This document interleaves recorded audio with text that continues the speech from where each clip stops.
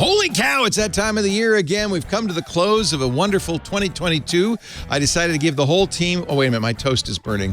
Hold on a second. I'm just going to fish it out here. Ah! Oh, don't do that. Oh. We decided to close the year out with the best of Windows Weekly. Next. Podcasts you love. From people you trust. This is Twit.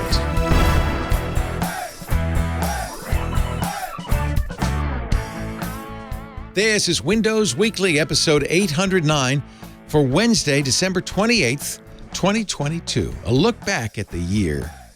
This episode of Windows Weekly brought to you by Mimo monitors and their award-winning small format displays, touchscreens, and tablets. Oh, and don't forget to try Unify Meeting for all your video conferencing needs. Visit unifymeeting.com and enter the code WW50 for 50% off a year's subscription. Or just use the code WW for 25% off any of Mimo's displays. Limited time offer. And by Drata. Security professionals are undergoing the tedious, arduous task of manually collecting evidence. With Drata, say goodbye to the days of manual evidence collection and hello to automation. All done at Drata speed. Visit drata.com/twit to get a demo and 10% off implementation. It's time for Windows Weekly, the best of. We decided to give the team the week off, last week of the year. I hope you're having a wonderful holiday season. We didn't want to leave you high and dry, though, so we've taken and put together all of the best bits from the year 2022, including our farewell to Mary Jo Foley. It was a very jam-packed year. We had a lot of fun. Let's kick it off with a story that's still going. In fact, the FTC announced just a couple of weeks ago they're suing over the Activision Blizzard acquisition, the biggest in history. Biggest acquisition Microsoft has ever attempted. By a long shot. The funny thing is, what is it? Is it 67.8? 67.8. 67.8 billion. By the way, it's supposed to be 75 even, right? But they 68.7. 68.7. So New York Times says nearly 70 billion. And I'm thinking, since when is 1.3 billion a rounding error? Almost. Right. Yeah. But it is when you're talking that big. What the? So, Mary Jo, FML. Yes. Finally, Mary Jo leads. Yes. So let me give you the highest level of this story and why even I wrote about it. First, Microsoft's biggest acquisition ever, like you just said. What was the next biggest? So, GitHub? LinkedIn. 26.2 billion. Which even then we thought, that's an awful lot. We thought that was like insane, right? Well, for LinkedIn, it was insane. But 70 Instagrams, my God. Yeah.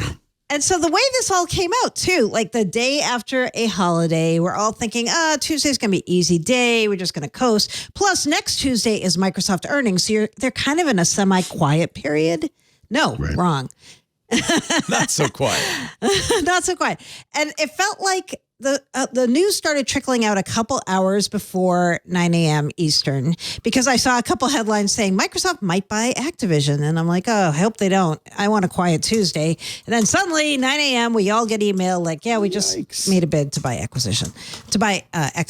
So Activision, for people like me who had no idea who they were, Activision Blizzard, Call of Duty. Jeez, come on. I had never heard of them. You never heard of Call of Duty? No, I heard of the games. I never heard of the company. I heard of the games, but not the company. Right, so Call of Duty. Man, that's like a dagger to the heart. Right. Candy Crush. Candy Crush, they own King. I didn't know that. That was a shock. Yeah. Okay, if you hate Candy Crush in your start menu, forget it. It's going to be there forever Big now. Time. It's just going to be there. Warcraft, Diablo, Overwatch, all these names I don't know. Great. All these are part of this franchise. Games, Mary Jo. Big. Yes. Big. Very big. How many employees will Microsoft get if this goes through? 10,000 employees. Yep. 10,000 more employees. But they're also going to get one employee they probably don't want. Actually, they're probably they're not going to keep. Oh, right. That would be a relief. He's going away. So Kotkin has been, and you see, you do know, or Kotick, I should say, you do know this name because surely you saw the news about the harassment, the frat frat boy culture around World of Warcraft. So, and Bobby Kotick is the poster boy for this. In fact, some people were perturbed that he's going to have this big payday when, in fact, everybody's calling for him to resign. Yeah. And that's why I think Microsoft rushed into this. Well, so the rumor is that Activision Blizzard was going around shopping itself around, and they offered themselves Kotick wanted out, Meta, and Meta said no. Really? Yep. And so then they came to Microsoft, and Microsoft wasn't their first choice, but they're like, hey, what about you guys? You seem to want to do this gaming thing. You want to buy us? That's a gross paraphrasing of the conversation, but yes. Yes, I was privy to this conversation, and that's what they said. What else do you need to know? You're going to be like you're like Time Magazine now in all of your articles. Exactly. And then he walked into the room, looked from left to right, and saw a shining desperation in the eye. Desperation in his eyes. Yeah. Exactly. I think, the noose was tightening around Kotick. Yeah. Activision has paid huge amounts of money in settlements. Yep. I'm not surprised they're being shopped around. And by the way, not to be cynical. Yeah. Not to be cynical. Yeah. Microsoft has had its own similar issues, thanks to Bill Gates and probably others. Yeah. And actually, definitely others. I'm sorry. I'm sure part of your news this week is they've just... Yep. And and coincidentally or not, just this past week, Microsoft announced they were going to allow a third party to review its policies with regards to those things and be transparent about that because of a shareholder. What do you bet? Coincidental or not? Not. I'm betting not. Well, you certainly wouldn't want somebody to acquire Activision Blizzard. No. It's really not Activision. Right, who had the Blizzard's same problems. Yeah. You would want somebody who's taking serious. Well, I will say this, this came up I think as recently as last week.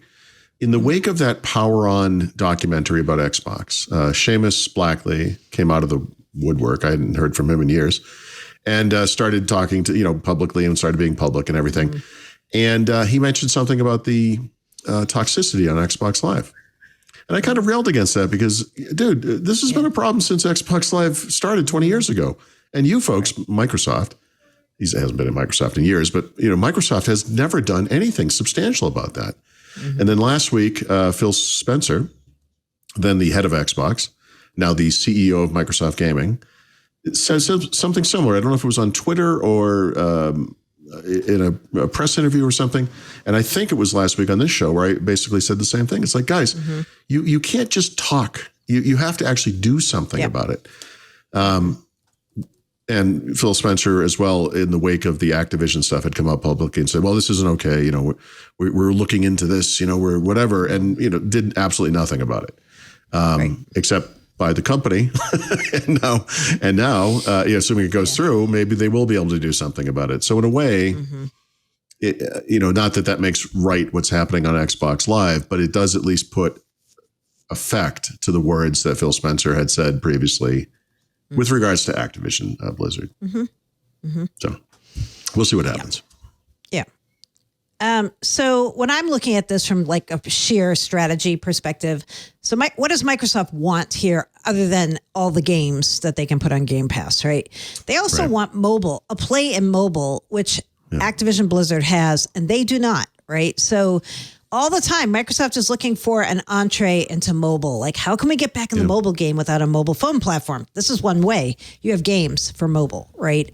Another thing they want out of this is what they always say they want out of every acquisition lately, which is community. They talked about this with GitHub, with LinkedIn, when they were trying to buy Discord. Like, it's all about, we're buying into communities. We want to bring communities along, because if you get them in one area, they're thinking you can bring them along into others. I'm not saying if you play, Call of Duty, it means you're automatically going to buy Power BI. I'm not saying that, but it's kind of in the back of their mind, maybe like, okay, maybe they'll I will say there's a nexus of toxicity that involves Call of Duty and Xbox Live. And I have lots of experience with. But yes, there's a community aspect to it. Right. Sure. Microsoft, before this acquisition and before Nuance, which still hasn't closed, Nuance is the healthcare / voice company. They decided they were going to buy last year for $19.7 billion. Before that, before that closes and before this closes, Microsoft had $150 billion in cash. Right. So And by the way, they were ready to thank you, buy. pandemic, for that. Almost half of it. And it's it's a month's revenue. I mean, it's a significant chunk. It's a lot. This is free money. And I mean that sarcastically, but a lot of this money occurred over the past 2 years because of the pandemic and the incredible spending that occurred. And COVID. That's right. And all of the surge in usage in Teams and all of the work they've put into Teams and the other Microsoft 365 So you could thank Donald products. Trump for this, really. Yikes. And Is that a bridge too That's far? a real. that is a sentence that will never leave my lips, Leo, Yeah. unless you're talking about the end of democracy. He set up the repatriation. I think it was carefully arranged so that the rich would get richer during the pandemic. No, the rich did get richer. That's for sure. Yeah, they did. By the way, just from a high level as well, to think about gaming and how it works within Microsoft, et cetera, et cetera. Activision Blizzard is itself the result of massive mergers and acquisitions over many years, right? This is a conglomerate that has occurred over many decades. And I was just talking to Brad this morning, and I was saying, a lot of people either don't remember or don't know this, but Activision started in the 1980s when a group of independent developers from Atari left that company because Atari refused to give them credit for the games they created. And so all of those early games had their names on them, Pitfall, Barnstorming, et cetera, was someone's name was right on the box. And that was something that they really wanted. It was just a kind of a cute little independent company back in the day. Today, Activision Blizzard, like EA, like Sony, really, and like Microsoft, is a place that has dozens and dozens of game studios they've either acquired or merged with over the years. And thus they have all those game franchises that Ryan Joe mentioned. So that's been kind of a big part of the Twitter conversation is the gaming world inevitably hurtling toward this kind of consolidation thing where there's only a couple of major players? And the answer obviously is, yeah, of course it is. That doesn't mean that indie developers can't be successful. Kind of like indie movies can be successful or whatever. There are lots of great indie games these days. Of course, Microsoft's been a big champion of that for sure. But yeah, I mean, the big get bigger, the rich get richer. I don't think there's any stopping it. I mean, there will be regulatory. Well, that's the next question. Can this even go through? I don't think it can. Microsoft. I don't think it's going to be stopped. You don't? I don't think it's going to be stopped either. Here's why. And there's a single sentence in the Microsoft announcement that I think tells the tale. They said when this, and of course they say when, not if, when this acquisition goes through, we will be the third largest gaming company by revenue after Tencent and after Sony. So there's your answer to why it's okay. They're not creating the biggest. They're not leapfrogging everybody. Microsoft isn't using its massive cash hoard to dominate an industry in which they were almost don't mind the entire neighborhood exploding around me. In an industry where they were almost an also-ran, remember, thanks to Xbox One.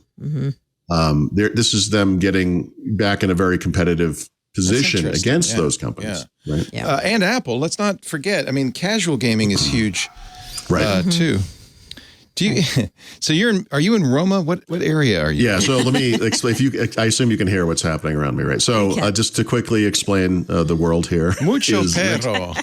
Well, there's dogs. Yeah. Actually, the dogs have not been much of an issue. Although apparently there are something like 11 million dogs in the city, which is one for every two people. Yeah, it was like that in Oaxaca. Now, do you have the guy who comes around every morning in a gas truck that plays mooing sounds? Well, they're different everywhere, but in Mexico City, there's at least 5 regular sounds you'll hear. Yeah. They ring the bell when the trash is coming. Yeah. There's a tamale guy that comes multiple times a day. Love him. Yeah. Come out of a bar at 2:00 in the morning, you want to run into that guy. The tamale guy. The girl you were hearing is a famous recording. That's, I believe, a junk truck. There's knife sharpeners. There are we had a gas junk collectors that would go play in unintelligible, and then it would play mo. That was its sound. This is was that the ice cream truck? That was the gas guy. Yeah, this is quintessential. Yeah, the gas trucks everywhere too. So this is quintessential Mexico. So everybody knows these sounds by heart. They grew up with them. It's just part of life. Hear the sounds. They come downstairs to get rid of that thing or get that thing fixed or whatever it is. When they hear those sounds, it's like Bring Out Your Dead. It is exactly like Bring Out Your Dead. Speaking of Bring Out Your Dead, sounds. We need sounds in New York. Why don't we have sounds? You totally should have it. I think they used to in New York. They're used guys, to. I got to tell you, I saw the weirdest thing I've ever. My wife and I have no explanation for this. We took an Uber from someplace to someplace. It doesn't matter. This is right over by the Center Historico area of the city, which is by the Hilton. We usually stay. It is literally one city block away. But we turned down the street. All of a sudden, there's all these police everywhere. There are effigies hanging from the trees. And in the middle of the road is a woman in an open coffin. What? And it happens. A live woman or a dead woman? No, a dead woman. And we drove by it and we kind of, as you would. No, I have no idea what that was. I don't know. But we drove by that yesterday. So it's a really fascinating culture. And I think it's a very warm, positive culture. Oh my God, yeah. Mike Elgin was telling me that Oaxaca's COVID rate during Omicron has been very, very low because everybody kind of is careful and they take. By the way, in this city, the usage of masks is somewhere north of 95%. Yeah. The only people in this neighborhood that we don't see wearing masks are Americans. It was the same in Oaxaca. It's disgraceful. Exactly. It is disgraceful. It was just, it's a little disrespectful. All the blonde girls walking down the street saying like. We saw the same thing. Yeah, it's unbelievable. But I love the culture. I'm so jealous. Oh, it's amazing. And the food, man, your Instagram is loaded as usual. Yeah. Yeah. Good stuff. The food is not horrible. Anyway, back to FML. That happened. Mary Jo's lead. Yes. Okay, I think this is very future. I think this is very future looking. Yeah. Let's talk about the metaverse part, right? Like where they justified this acquisition by claiming it was about the metaverse, right? And okay, whatever you think about the metaverse, like if you think it's just complete crap or there's some pieces of it that are something, right? Like the very first thing Satya Nadella said about this is, we think there won't be a single centralized metaverse, that there will be multiple metaverses. And this is why we want this company, because we think gaming is one of them, right? So yes, but think about, well, you mentioned the word community is maybe the way to kind of ease into metaverse. That's the way to think of it. It is. I think people who hear metaverse, there are two reactions that, oh my God, I can't wait. And the majority who are like, oh my God, give me a break. You're kidding. This is never going to happen, Right. In the gaming world today, we've only hit at the tip of the iceberg of all of the communities that are out in the world. There are PC-based communities. There are just single game-based communities. There are mobile communities. And there are hundreds and hundreds and hundreds of them in every facet of this. So the notion that there's not going to be one metaverse is like saying there's not going to be one mobile platform. There's not going to be one social media network. There's not going to be one messaging application or whatever. Of course there aren't. Right. And today, I would say gaming is maybe the most diverse and thus the messiest of those kinds of things. There are more gaming communities than there are, I think, any other kind of communities, perhaps. Right. I'm going to have to listen to Sway, which is New York Times podcast with Kara Swisher. Apparently, she interviewed Phil Spencer on the 10th, and he actually talked about Activision. Yeah. So I'm going to have to because of this, he's been very vocal about their issues and had nothing substantive to offer with regards to doing something about it, which is what makes him and his company buying Activision so amusing in some ways, because he's been kind of quiet. Well, this is an opportunity for Microsoft to really step up and say, look, we're going to, and you know what, get rid of Kotick. First thing, right? And they talked about that. Yeah. They talked about how if we get them, this is all about accessibility and equality, and they keep using all the words, right? Right. But I do think it's more than just metaverse. It's esports, which I still think is going to be huge. These are online economies. Spencer talked a little bit about that. It is. You look at how much Fortnite makes selling virtual goods. I think in many ways, this is very future forward, and it's a smart move on Microsoft's part, especially since they've seen such great success with Minecraft. Well, you just asked about, I think it was before the show started, but you asked if the NFL was popular in Mexico. Esports is arguably more popular than the NFL right now, and will only get bigger, right? Yeah. And that's an area, again, it's like the metaverse. A lot of people will kind of shake their heads and say, "You're kidding me? People are going to watch other people play video games?" Well, yeah. I mean, people watch other people play games Play right sports. now. They do. I mean, It's just a matter of making those nerds who are just basically sitting there slack-jawed twitching into something more interesting. And I think that well, Leo, TV knows how to do that. If you can make poker players seem interesting, you can make these guys seem interesting. Exactly. That's and actually, true. I watch a lot of poker. Online poker? Yep. Not online, on TV. I watch, On TV? Yeah. The World Poker Tour is, to me, I don't know why, but I find it fascinating. I think the problem is that there's not a mass audience, especially when you're looking at League of Legends and other MOBAs, there's not a mass audience that understands what's going on. It'd be like watching a chess match. Isn't that true of any sport? I mean, if you brought in someone It's true of football for me. For you, that's why you don't watch it. I don't know. You don't, but all that's the why you don't arcane watch rules it. and why is there a yellow flag and why are they moving the ball? But people who care I about never football know the rules, and it makes it much more engaging. And you just need But I a think you larger can mass teach of people. right? You can teach people what is going on, and then they get into it. And Then they're they'll part of really the get community. into it. I think that's what's going to take is there's going to be a game that's going to come along that's accessible. It's not necessarily that violent, but it's fascinating to watch, and you can see there's something exciting happening. And that's all it's going to take, and esports is going to just be huge. Sure. Just be Well, huge. I mean, it already is. And it's be mass I think that market speaks huge. to the diversity of it, right? There's so many game franchises, so many contests, so many events. There are people who just, there are people who just care about Quake games, when they show up at QuakeCon every year. And then the modern games, obviously, the Call of Duty type games, the Fortnites, the Overwatches, et cetera. So, So I think that's smart to plan for that to break through. I mean, every company in Silicon Valley, and I guess Redmond is Silicon Valley North, is looking at the future and what's the next big thing. Part of, in gaming, right, we can say the next big thing is game streaming, right? And Microsoft is already there. Really unusual moment is kind of at the forefront of that. Part of their announcement was, hey, we have 25 million subscribers. Hint, hint, hint. This is going to explode when we start adding Activision games, which of course it will. And over time, Microsoft purchased Bethesda, which injected an incredible amount of content, including those Quake-type games. They did a deal with Electronic Arts to get EA Play into there.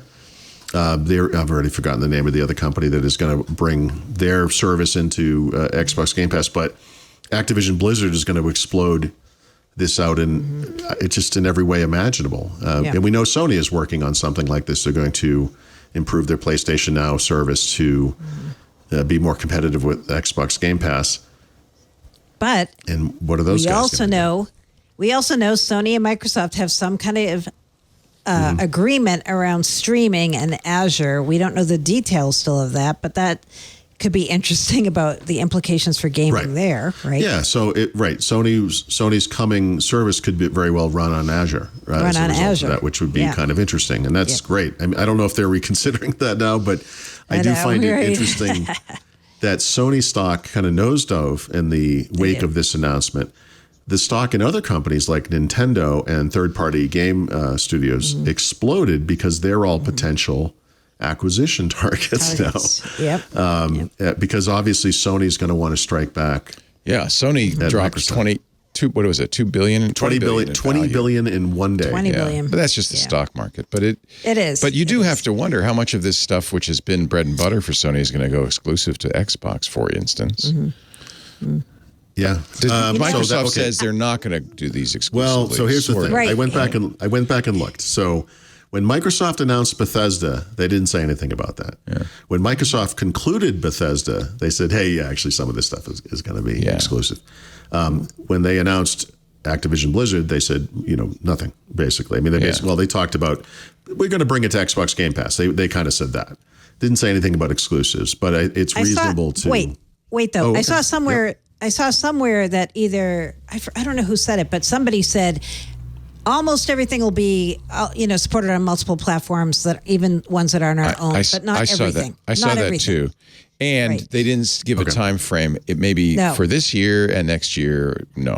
Yeah. Well, obviously, look, let's just make this conversation simple. They're not going to take Call of Duty off of the PlayStation, regardless of the fact that right now they have an agreement with Sony that will continue to whatever year it concludes. But aside from that, but pretending that doesn't exist, you don't ignore that market. It's too big of a market. You don't do that. And of course, they offer cross-play and they have different things going on there. You don't do that kind of thing. But they could do with what they're doing with Bethesda, where key titles that are new coming in the future might be specific to something that is Xbox only, or the Xbox, not the console, but Xbox the platform. So we'll see. But it's a big diverse company with lots and lots of games. So it's funny when you go back and you look at the transcripts. So this is also a little insider baseball, but when we got the emails about this yesterday, they said nobody from Microsoft is going to talk to any press people about this, right? They just said that's it. Don't even bother asking, right? And when you go back though, there were some transcripts, like they did a call for Wall Street. They did a couple things, and I was looking and I'm like, all the words that come up about this deal begin with the letter C, which is very interesting. Like why Microsoft's interested: cloud, commerce, communities, content, and creators. Like that comes up over and over. All those words, right? Every time they're talking about those words are the words that come up, right? And so this is how Microsoft's justifying how this fits in with the rest of the company. And I would add consumer. I would add the word consumer here because... of course. Yeah, that's the big C. Right. To me, the reason they did this is because they have a terrible presence in the consumer market. The only place they're good in the consumer market is gaming. And they know, like, if they want to capture more of the consumer market, they need a foothold, and the foothold is gaming. We mentioned LinkedIn at the time was Microsoft's biggest acquisition. Well, still is, I guess. I remember that distinctly because I was traveling at the time, and I just couldn't understand the justification for it. And I got a phone call from Frank, who tried to make it make sense to me, which I appreciated. But this to me is more obvious. I understand. This doesn't need a lot of explanation, right? No, I mean, there are people who might say, "Oh, I wish Microsoft wasn't buying them. I wish they could remain independent, or I wish maybe they could combine with EA or something, or whatever it is." And if that's fine, that's a conversation. But the justification for this is so obvious and so beneficial. And you can look at the stewardship that Microsoft has brought to things like Minecraft, which I think has been incredible, to GitHub, which hits at a certain part of the audience who distrust Microsoft, but they've done a great job with that. And LinkedIn to a lesser extent. I don't know that there were LinkedIn partisans or whatever who were worried about that service per se, but they've done I don't know how Microsoft justifies it internally for their own bottom line, but as far as keeping it going, integrating it into their products, keeping it an ongoing concern, no problems at all. They've been very explicit about how they planned, what they plan to do with the company. In some ways, it's not going to be an independent entity. It's going to, whoever runs that thing will... Probably Spencer, right? Or no? We'll report directly to Phil Spencer. Yeah. He can't run them all, but he's in charge of them all. So Yeah. Sure. Yeah. A lot of people were saying yesterday on Twitter, they were saying, oh, because he's CEO of gaming, doesn't that mean Microsoft might spin off the gaming division? No. Right. So Microsoft has named a number of people inside the company CEOs, like the head of LinkedIn is a CEO, the head of GitHub is a CEO. It's just a title. Like it doesn't mean they're... It also signals that they want to run these somewhat independently. It does. Just as long as they fork over and that it's a much more formal entity, right? Yeah, right. You know, when Phil Spencer assumed control of Xbox, he became head of Xbox, which to me was always like, what is this? Choose your title day at work? I mean, like, you know, it's just such a non-standard. Yeah. CEO makes more title. sense. Now you know what he is. Yeah. I think I can't see anything wrong with this. Microsoft has some money, right? I know it's expensive, but of course Activision's price has tumbled in the last couple of months. Which is what made this possible. It's a good deal. You know, it's bargain basement pricing. Oh, we should, just to address the number real quick. The number when they were talking to Activision was 75. And the reason it hit whatever the number is now, 67.8 or 68.7, is that Activision's cash value was lower than they were. Their stock price was $103 in February of last year, $65 this past week. So it makes a lot of sense. I can't see anything wrong with this. This is almost two Yahoos. This is crazy. It's a lot of money, but Microsoft has the money, and boy, it's going to be a money machine. I really want people to chime in here because you could either look at this as MJF's had beer too many and this is her tip of the week? Or is she right and this is crazy? This week, I'm in Notepad typing a story, and I was poised to type a word, and I saw Notepad change the word ahead of what I was going to type. What? And so I thought, it's okay. reading your mind? No. I'm like, is there autocorrect or like autocomplete in Notepad now? And I asked Paul, I'm like, is there autocomplete in Notepad? And he's like, no, there is not. So then So then I just thought, okay, maybe I just imagined I still haven't seen this, by the way. I have done everything I can to try to duplicate this. And I can't. So it happened to me again. I was sitting here typing, and I just watched a word change just while I like typed the first two letters, and then it auto-completed it. And so then I got scared because I'm like, did they give me a special version of Notepad? And they're just We're messing with Mary Jo. Keystroke Recorder Edition. No, so I started Googling it, and I'm like, there is no autocomplete in Notepad. And so then I looked and I said, is there autocomplete in Windows 11? There is. And so I went to settings, and then I typed in the search box in settings autocomplete, and yeah, it's on by default. So ever since I shut it off, this stopped happening. That's okay. Here's the thing, though. So if you can do this yourself. Auto. I think it's called autocorrect. Autocorrect misspelled words. Sorry. Yeah. It's in time and language, and then typing, and there's an option called it's in autocorrect. the typing setting. Yeah. So it's misspelled words. This is what's weird, because the thing you told me, it contracted a series of words into like an acronym, right? Yeah. Isn't that what you experienced? I don't want it to do that. That's terrible. But mine's on too. This is on by default. I don't know. I have never gotten this to work. It may have Mary Jo might have her own personal. I don't know, you guys. Dictionary. But might have learned from Mary Jo. It's super strange, right? Because I have never ever noticed it till this week, and then it happened to me twice in a row. And so I shut it off, like Paul said, settings, then the typing settings, ever since I did that, it stopped doing it. And so I don't know what to tell you. I don't know if they're doing A/B experimentation, if it's something with AI. I don't know, but I'm like, I didn't imagine that. It happened twice. I will, for the 17,000th time, ask you why you don't actually just use a word processor like a normal person. But because it's overkill for what I do. Okay. All right. Anyway, my tip is, if this starts happening to you, run, and also go to settings and typing settings and change it so it's off. Okay. I do wonder if it's A/B testing. You know, sometimes they just start doing something like through Microsoft Editor, or like there's some setting they're trying out on some people. I don't know. Yeah, I was curious if I would get it with the new Notepad, but no. No. Me neither. No. And then you said to me, did you get the new Notepad early? I'm like, come on, man. Do you know who I am? Of course I didn't. Do you think there are people who do want this kind of proactive autocorrection? A system level autocorrect is actually not a horrible feature. I guess don't like autocomplete, though. I don't want it writing my words, because you know how bad autocorrect is. It often is wrong. Word does this now, and you hit tab to keep it completing. Right. It works like IntelliSense actually in Visual Studio. If you hit tab, that's okay. It sounds like Mary Jo wasn't doing anything. It just said, no, you don't mean that. Leo might have touched on. I was typing the word update, I believe, and I put UP, and then it did upside or something. Like I saw it complete. You know what? Oh, but you keep typing D, and then it says, oh, no. And then, right? So but I think keep typing. Leo might be onto something here. He said, or he suggested, I think you might be seeing this because you use Notepad a lot. That might actually be true. Yeah. I use Notepad a lot too, but not like you do. It's learning. Yeah, like I well, for instance, it might know that you often shorten an acronym. And so it might mean, you mean to do it this way. But of course, as a reporter, you've done it enough in an app that is controlled by Windows 11 or whatever, that it actually started to. You have awoken the AI. What is wrong with that? That might be what happened. I know. Sorry, Mary Jo. I can't allow you to type that.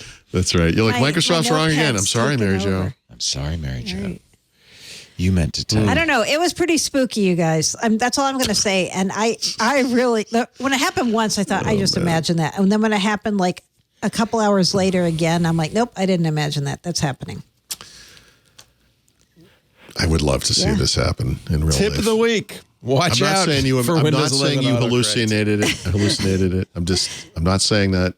Well, as an example, as a good reporter, when you first use an acronym, you probably type it out and thereafter use the acronym. Right. But it doesn't know. And so it's every time you try to type out the acronym, it says, no. You must mean. So IBM. wait, Andy T in Discord is saying there's a setting to show text suggestions, but I Well, don't, that's what Show it would be text called, suggestions. isn't it? Yeah. Yeah, I but don't see, think I have that on anywhere. well, I think that might also be on the hardware keyboard. Actually, that's not on by default. Interesting. Here's what he says it looks like. And I Yeah. think, but you didn't see that. It just typed it. It just put it It there. did it in place. He did it. There's an in-place suggestion, which you can override, obviously. Oh, yeah. I've never seen that either, but now I do see that. Oh, I don't like that. I don't like it either. Yeah, a lot of because No. you know why? Because so how do many you- the kids today, they think a computer is a phone, and they don't have all the features of a phone in their computer. They're very confused. But this is a bad. Guys. You have to, in order to select one of those words, you have to use the mouse. Yeah, no, it's I'm not typing. ergonomic. I'm typing. Why would Well, I? that's why use it's the doing mouse? what Mary Jo's one was doing, which was it just does it in place, and you keep typing. Or if you like it, Right. Mary Jo, I bet if you hit tab at that point, just like Intella whatever, Yeah. complete IntelliSense. IntelliSense. Well, no, I mean, the text suggestion feature doesn't work with tab. It actually just puts a tab in the text. Oh, I wish well, it that's did not work that good. way. No, that's what I mean. You have to select it with the mouse. It's kind of. No, but I'm talking about Mary Jo's, whatever's happened to Mary Jo. There must be some way to signal after you type IN and it says inside. Yes, there must it's be some probably way a to tab. signal, Yeah. maybe a right Probably arrow tab. or tab that was correct. right. I'm used to that. A lot of command line, Oh, really? shells do that. Yeah, I really like that. That's Honestly, autocomplete on a Unix shell would be smart. That's not. Oh, yeah, mine does. Fish does that. Z Shell that's a does good that. idea. Bash does not, I don't think. Oh, but it's you not the can- you can- 1970s anymore. That's really good. No, it's really nice. In fact, it auto I'm just telling you, completes to it the was last. scary. Yeah. I wish I'd like I to see didn't this. like it. I did not I've never like seen it. that text suggestion thing. I don't like that. You get used to it. You just, if you don't like it, you do? keep typing. Yeah. And if you do like it, at least in the shell, you hit right arrow. And No, then it I goes, oh, have yeah. it used to turned it. on. It's I like- have text suggestions on my phone, and I don't like it either. I should shut it off. I don't know why I don't, but So there's, but Right, again, right. there's two different ways of doing it. One is that autocorrect where you would have to use a mouse to indicate that's the word I want. Yeah. Forget that. That's for a phone Yeah. where you're already using your fingers. But it does make Well, sense. but there's a shortcut there too. Don't you hit space or something Maybe, to get it yeah, to? yeah. There's some. I can't remember. But how does it? Oh, we just picked the most I think common so. one. The one in the middle. One yeah, in the middle. the- Yeah. Yeah, that sounds right. Yeah, I think think so. you're right. Yeah. I'm very used to doing that in shell where you type because there's a lot of long commands you type over and over again. So Right. as soon as I type git space, it goes, Oh, I love that. oh, That's I know what really you were nice. thinking. And then you can use the up and down arrow to go through all the git commands you've used. And when you find the one you want, right arrow, and you're done. Saves a lot of typing. Saves a lot yeah. of typing. Everyone's like, "Did you use the right arrow?" I'm like, "Guys, I never use the arrow key. Like, I don't use tab. I don't use any Well, of how do these you move keys. I back just- and forth in the text? I move my mouse and Oh, you're put it using a somewhere. mouse. Oh, no, Mary Yeah. Jo, Mary Jo, Mary Jo. Guys, Never take your fingers everyone off the has home their row. way. Everyone has their ways. No, you're right. It's just that your way is wrong. I idea can't is- change the way I work is, now. is to keep the flow. Yeah, well, don't because it make you self-conscious. yeah. I wonder if Mary Jo Foley still uses Notepad at her new job. That's pretty funny. Yeah, you don't need autocomplete in Notepad. We'll have more with Mary Jo Foley and Paul Thurrott in the best of 2022 next. Hey, sorry to interrupt. We'll be back with more of Paul, the best of Mary Jo too. But first, a word from our sponsor, as it has been all year long. This episode of Windows Weekly brought to you by Mimo Monitors, the global leader and industry expert in award-winning small format displays, touchscreens, and tablets. You see Mimo monitors everywhere. That's because Mimo prides itself on innovative, high-quality, cutting-edge touch screen technology. Little screens ranging from 7 inches to 21 inches, designed to be inherently flexible so they can suit your needs and bring your vision to life But they don't stop there. Their displays are sleek, they're premium, they're intuitive to use and deploy. Also designed because they're often in public with durability in mind, meaning they're created with the maximum reliability so they can stand the test of time even when in use 24/7. That's why you'll see MIMO monitors in all the Fortune 500 companies all around the world. Google, Sonos uses them, Grainger, John Deere, Hertz. MIMO monitors are designed with a solutions-focused approach. Their durable, small footprint displays are used, well, I'm not kidding, you've probably seen them many, many places. Digital signage. They're also used in conference rooms, in kiosks, point of sale, education, healthcare. You might have seen them in a museum next to exhibits or outdoors. They're tough and more. And by the way, if you don't find a solution you're looking for, you can reach out to MIMO Monitors. They can create a custom solution just for you, sure to meet your needs. At MIMO, their touchscreens are designed with human touch, meaning customer service is at the forefront. Their U.S.-based customer service team will ensure that when you give them a call, a team member will get back to you promptly and deliver a premium customer experience with the goal of exceeding your expectations. And by the way, the best way to conference on your MIMO products is with their software, Unify Meeting.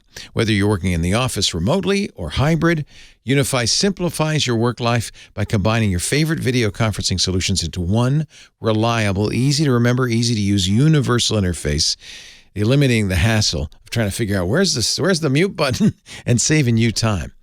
Since 2008, MIMO Monitors has been the global expert and industry leader in small touchscreen monitors, displays, and tablets. Designed for businesses and individuals, MIMO's high-value displays drive innovation and provide seamless experiences. All this, combined with their superior customer service and flexibility, is what makes MIMO Monitors the most trusted touchscreen monitor provider around the world. Try Unify Meeting, their software for your team at work. Try it for yourself. If you go to unifymeeting.com, UNIFYMEETING, unifymeeting.com, and enter the code WW50, you'll get 50% off a year's subscription. Or use the code WW, get 25% off any of MIMO's displays, and get Unify Meeting for free. Limited time offer. Simplify with Unify. UnifyMeeting.com. We thank him so much for supporting us all year long. Happy holidays to all the folks at Unify. And now, ladies and gentlemen, without further ado, it's back to Windows Weekly. All right, the best of 2022 continues. This was kind of a drumbeat throughout the year 2022. Ads keep showing up in Microsoft Windows. As you know, it's on everybody's lips. It's the talk of the town. It's all anybody can talk about these days. Call of Duty? Oh. No. Hadoop? No. Good try, both of you, but it's, as you know, advertisements in Explorer. What's the deal? It's like riding a bike. You know, once you go down that path, you can't stop. Can't stop. It's like riding a mountain bike. Straight down. So, slippery slope, et cetera, et cetera. So they showed up in a beta. Microsoft said, no, we're not doing that, but let's not. They clearly have the capability. They didn't actually say, no, we're not doing that. They said, no, we're just testing that internally. We didn't need for you to see that yet. Clearly they have the capability. Yeah. They've done it before. This is not the first time we've seen advertising in File Explorer. Yeah. In File Explorer? Yeah, now, when you say, so advertising can mean many things to many people. Yep. They're not Casper bed ads in there. Right? Okay, right. That's true. What are they ads for? But when you advertise your own products and services, it's still an advertisement. True. True. Yeah. True. I get that some people are really okay with what the dictator's doing. I get it. But you're not you, Leo, but you people who believe that these things are advertising. Why, you people? That's cute, but they're advertising. They're advertisements. Yeah. I'm not that person, but I'm also that person who didn't even notice it. Like when I saw the first picture and somebody said, look at the ad in that. I'm like, where? Yeah, it is subtle. I didn't see it. So. Yeah, it's not like Minority Report where he's walking down the street and the ads are following him around. Although, we're kind of heading in that direction, aren't we? So you could say It was just Microsoft saying, hey, here's a cool feature you might not know about. Mm-hmm. Yeah. Right? You could say that. You could. What was That's it? what Chris Caposello said to us. Yeah, what was it? when What he was on it? the Yeah, show. it's just reveal. What was it? I didn't see. What was the ad for? It was for Microsoft Editor, right? Which has nothing to do with File Explorer. But it's in. But you already have it. It's not like you buy it, right? Well, yeah, you can get it as a browser plugin for free. Yeah. So I mean, I'm not trying to make excuses for him, but yeah, you are, Liam. Listen, I'm trying to understand. It's not exactly an ad. I mean, we're not saying here's a Harry's first of razor all, for you. It was just a test of the advertising delivery capabilities of File Explorer. This is only a test. Yeah. If there was for an actual advertisement, you mentioned Casper mattresses or whatever. I mean, there's no reason it couldn't become that in the future, and that's the problem. You don't go down this path to do less of this thing. You intend to do more. If this works, we're going to do more of it. Right. And this is the general conversation is one we've had a lot. People hold on to the PCs for longer. No one goes to the store and buys Windows. Microsoft needs some way to monetize this thing that is used by billions of people. And they kind of look around at the rest of the world and they see how they're doing it. They tried the App Store thing. That didn't really fly, right? So that's not working. What else can we do? Well, what about Google? Google's doing advertising. Let's try that. So I'm looking at the image in your blog post, Paul. Where's the ad? That's just an image of File Explorer. Oh. So if you look at the... Okay. I thought it was just me. Oh, good. Here it is. There's a more recent article. Write with confidence across documents, email, and the web with advanced writing suggestions from Microsoft Editor. So, and it's got a little triangle with an exclamation mark in it. It's like if you don't do this, something bad's going to happen. That's what that means. Alert. That's not the end of the world to me, but you're right. I mean, if it's the beginning of the end of the world. It's the beginning of the end of the world. Okay. The thing, Mary Jo, I think mentioned Chris Caposello. I always think back to that conversation, which wasn't that long ago, by the way. It was just December, right? Mm-hmm. Where he kind of said Microsoft has the right to do this kind of thing. And we all sort of nodded our heads. Yeah, I guess they do. But, one of us brought up this I have the right to install Linux. So that's right. Well, what I would like the right to, I want to use Windows. But I'd like Windows not to be so There's terrible. Your mistake, Paul. I know.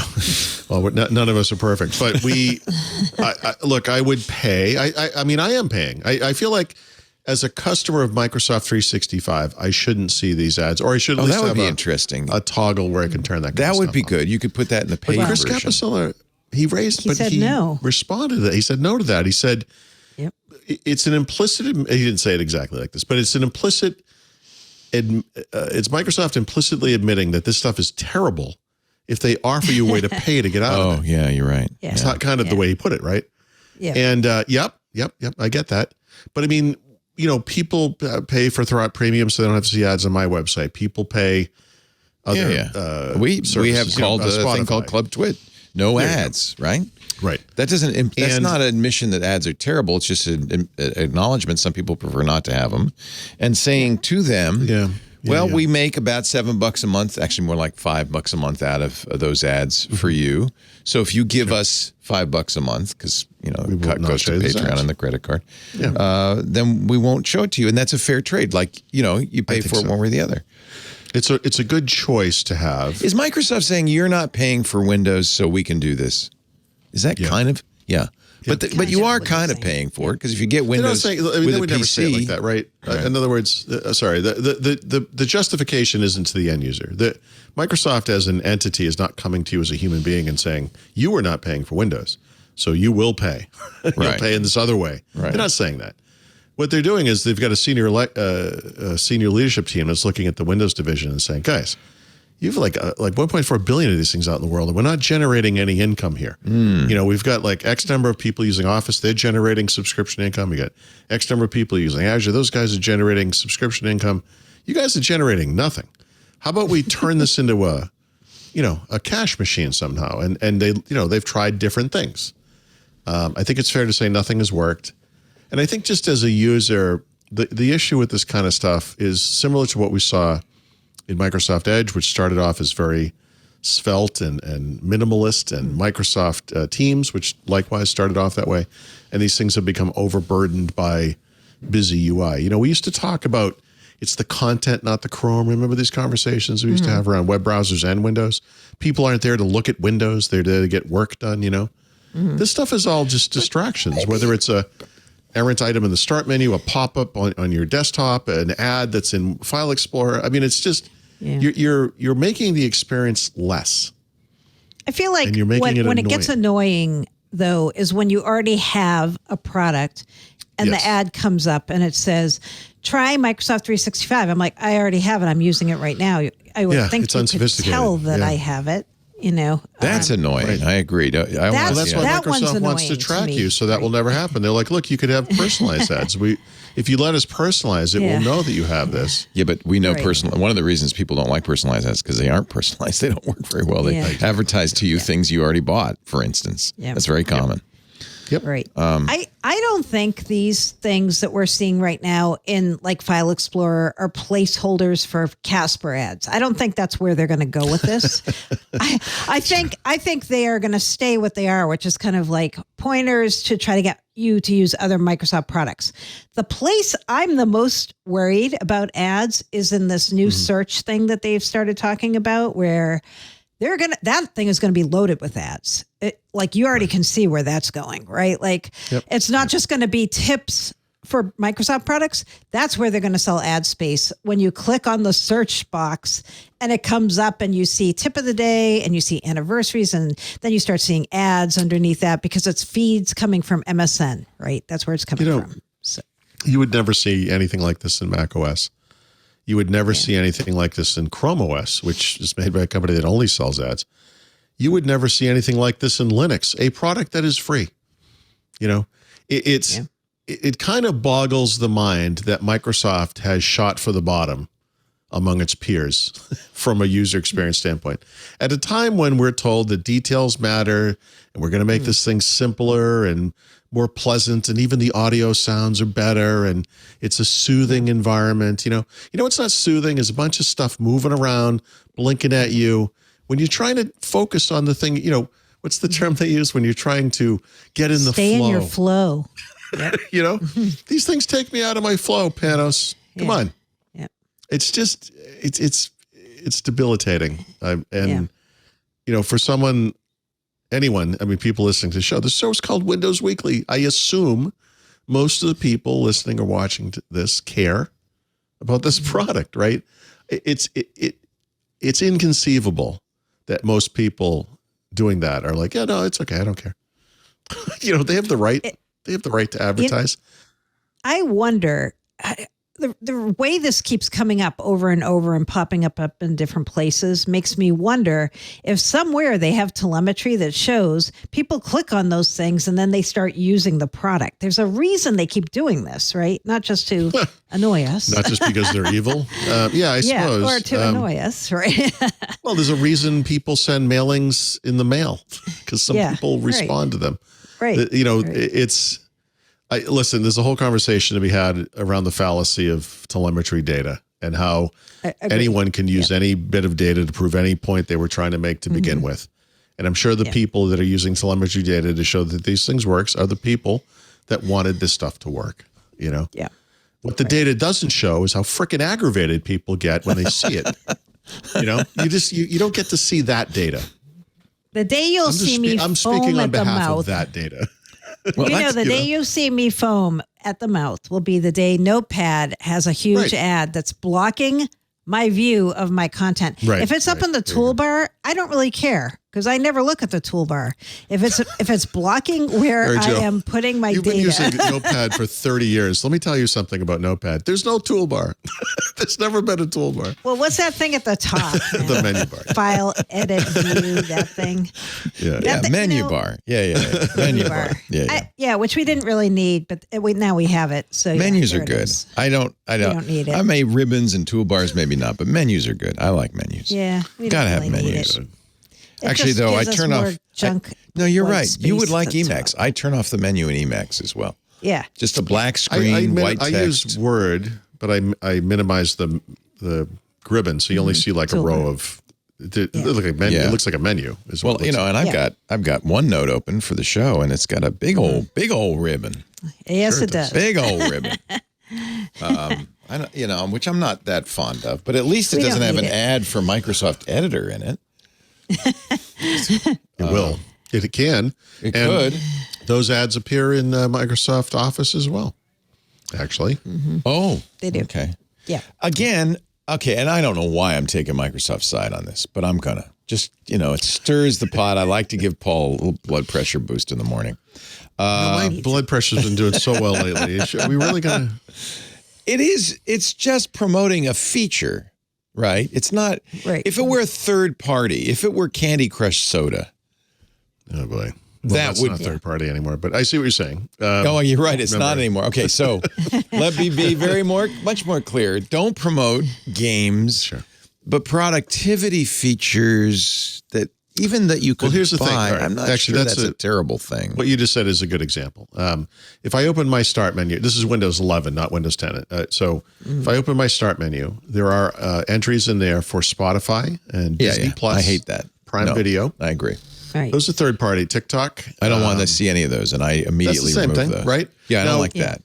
I don't believe those apps are actually installed. I'm afraid to click on them. They're stubs, most of them. God knows I don't want to send them. I feel like some of them might be to prove that this works. Right. But there's like a it will stub install. or something. It's a stub. That's exactly right. Yeah. That's a form of advertising, right? Oh, absolutely. That's a promotion. Just like having the McAfee trial version of the antivirus. I don't want any of that crap. We talked about that last week, the signature PC, which nobody wanted to do because there's money in it. Mm-hmm. And the truth is, you're right. I don't buy the logic. We're not making enough money. We want to make more. Who cares? That's not my problem. That's your bad business. Well, poor model. Microsoft, the second most powerful company in the world, isn't making enough money from one of its core properties. Yeah. Geez, cry me a river. Look, I don't use operating systems that do that, to be honest with you. Apple doesn't do it with a Mac OS. They don't do it on, I don't think they do it on the iPhone.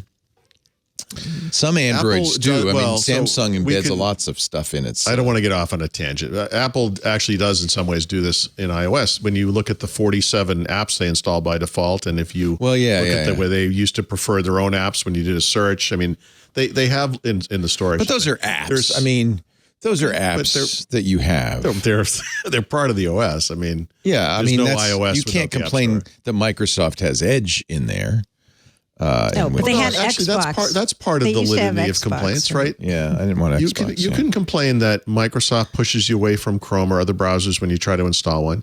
You can complain about the fact that in Windows 11 they made it harder to set another browser as the default. You can complain that when people came up with workarounds, they said, no, we're blocking that. They updated Windows to prevent the workarounds. Actually, you can go, there's a whole litany of complaints you can make. This is just, an ad appeared in File Explorer and then Dev Channel, so we're talking about that specific feature. But actually, look, Google, Apple, Amazon, whatever, these companies are all terrible. They're all terrible in their own ways. No, they are. They're terrible. Microsoft is terrible too. Those other companies being terrible doesn't excuse Microsoft.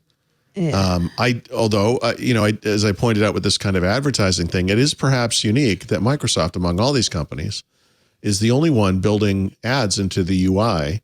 The only thing I can think of that's like this a little bit, I guess, is Amazon does this with their Kindle stuff. Not just the Kindle e-readers, but the Kindle tablets are, in a way, a handheld giant ad for Amazon. All the Fire stuff is, for sure. Yeah, they're all the Fire sticks. Yeah, and that makes them a little harder to deal with. And in fact, I don't use them for that reason. Yeah, that's exactly why I don't buy them. Okay, it's an interesting conundrum. Somebody's pointing out Apple puts ads in Apple News Plus even after you pay for it. That's a little different to me, though. That's more like a website. You expect ads. Yeah, but you know what? In content. So to me, that doesn't excuse it because I pay the New York Times. I use their awful app, and I get ads in the app, and I'm paying them, and I still get ads. And it's like, I get that that's the model. That model is wrong. It's just wrong. Okay. And look, but you know what? Fair. I don't care about Apple or Google or Amazon. You care about Microsoft doing it. You care about Microsoft and Windows. By the way, Ubuntu did do it briefly. They put an Amazon icon. Yeah, how'd that go over? And it did go over well. It's gone. Yeah.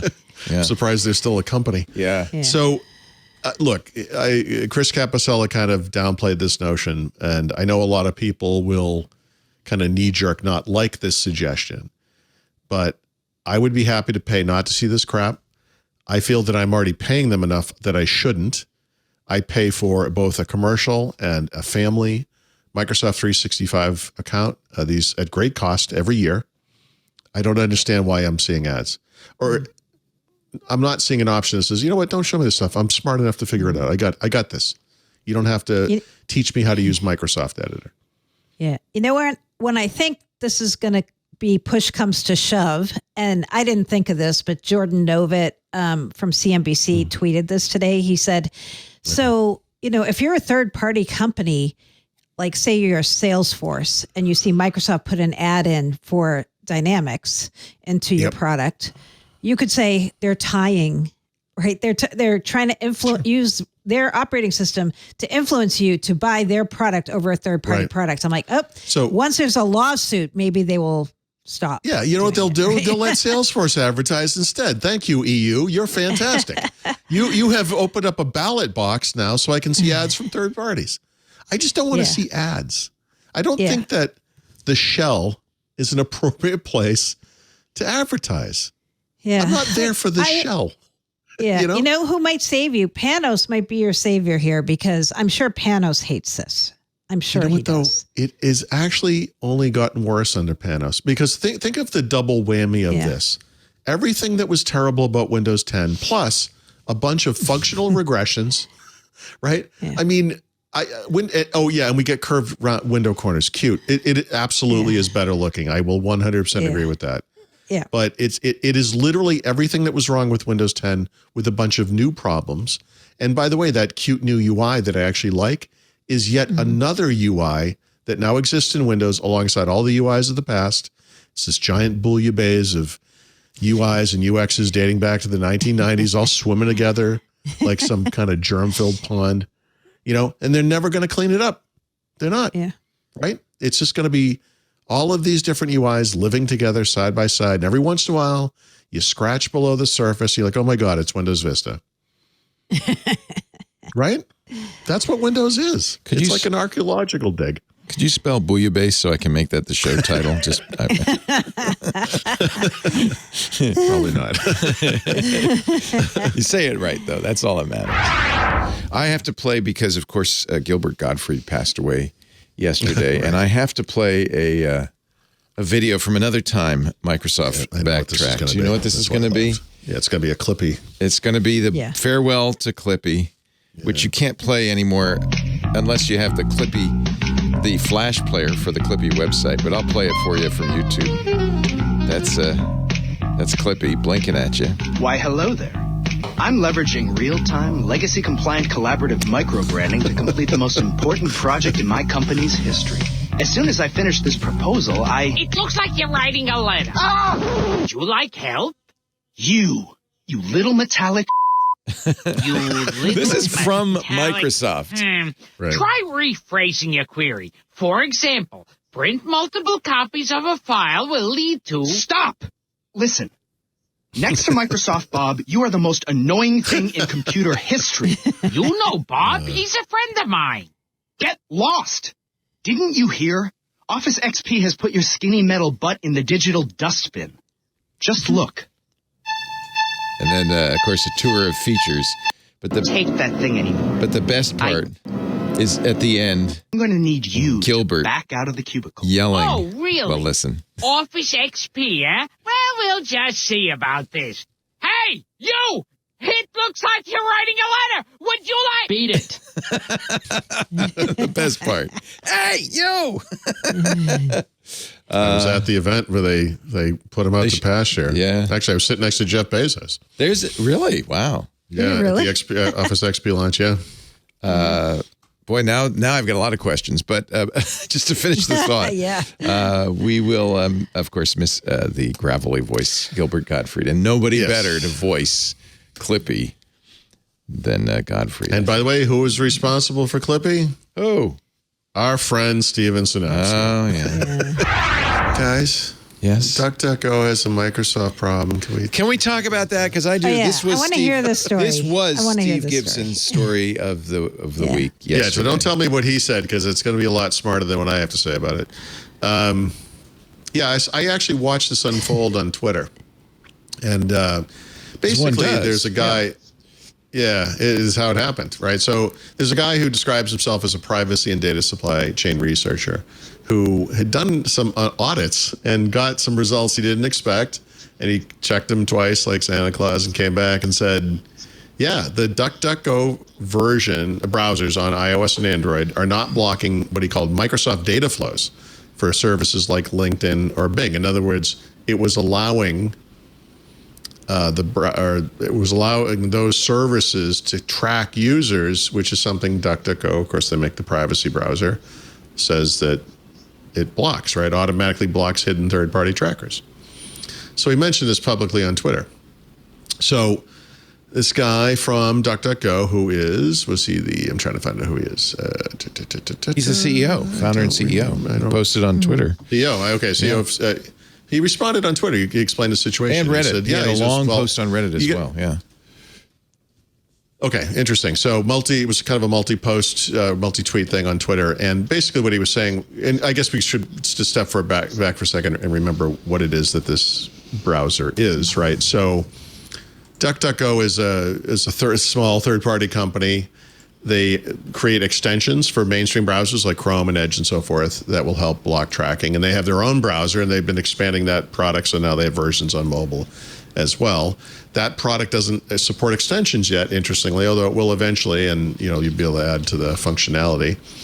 But they also have their own search service, right? And so you don't just start a search service from scratch. You gather data, you partner with other companies, and one of the big partners in this space is Microsoft, right? There's really only two. In fact, that's what Gabriel said is, we could have gone to Google or we could have gone to Microsoft. Yep. So they went to Microsoft. And he said the reason there's only two is they each spend more than $1 billion a year to maintain the search index. It's not something you can just do yourself. College interns aren't going to come up with one of these things this summer. This is not, it's just the way it is. So anyway, but what he basically said was because of its agreement with Microsoft, it does pass through trackers. By the way, this has been on DuckDuckGo's website forever. This is not, he didn't discover something we didn't know about. This is on their website. You can go see it for yourself. It's been there forever. Well, it's been there for as long as they've had the service. And ad clicks are managed by Microsoft's ad network is one of the little quotes in there. So basically what he's saying is that, yes, we allow the tracking to go through. However, we do anonymize everything, right? So I think we all understand that this stuff is sophisticated enough that Microsoft probably has enough, data tendrils they could sort of figure out who you are exactly. But they actually do anonymize the data. So the way they describe it is we work with Microsoft to make ad clicks protected, meaning they're completely anonymous. For non-search tracker blocking in our browser, we block most third-party trackers. Unfortunately, our search syndication agreement with Microsoft prevents us from doing more to Microsoft-owned properties. And then we've been continually pushing and expect to be doing more soon. Okay. So I guess my stance on this is it comes down to have the service, they have to partner with somebody. Is it better, with air quotes, to be tracked by Microsoft than Google? Objectively, probably, right? I mean, just because Microsoft doesn't have the market power that Google does in this case, but it's not going to be tracked in either way for sure. And I also, what this reminded me, and this made me go back and look something up. When the Chromium-based version of Edge first came out, which might be as long as 3 years ago now, I don't remember, 2 or 3 years ago, I, of course, went all in with this thing. And remember one of the innovations in Microsoft's browser was it had this really simple anti-tracking interface. You could have, it's like low, medium, high. And high tracking, they said, or high tracker blocking could conceivably cause problems on the web, right? And so I turned it on. And then I noticed things everyone notices when they're browsing. I searched for a particular kind of sneaker, and I started getting ads for this sneaker. And I'm thinking, what's going on here? And as it turns out, even with a browser like Edge, where they marketed it for its anti-tracking capabilities, you actually have to use really strong anti-tracker extensions to not be tracked.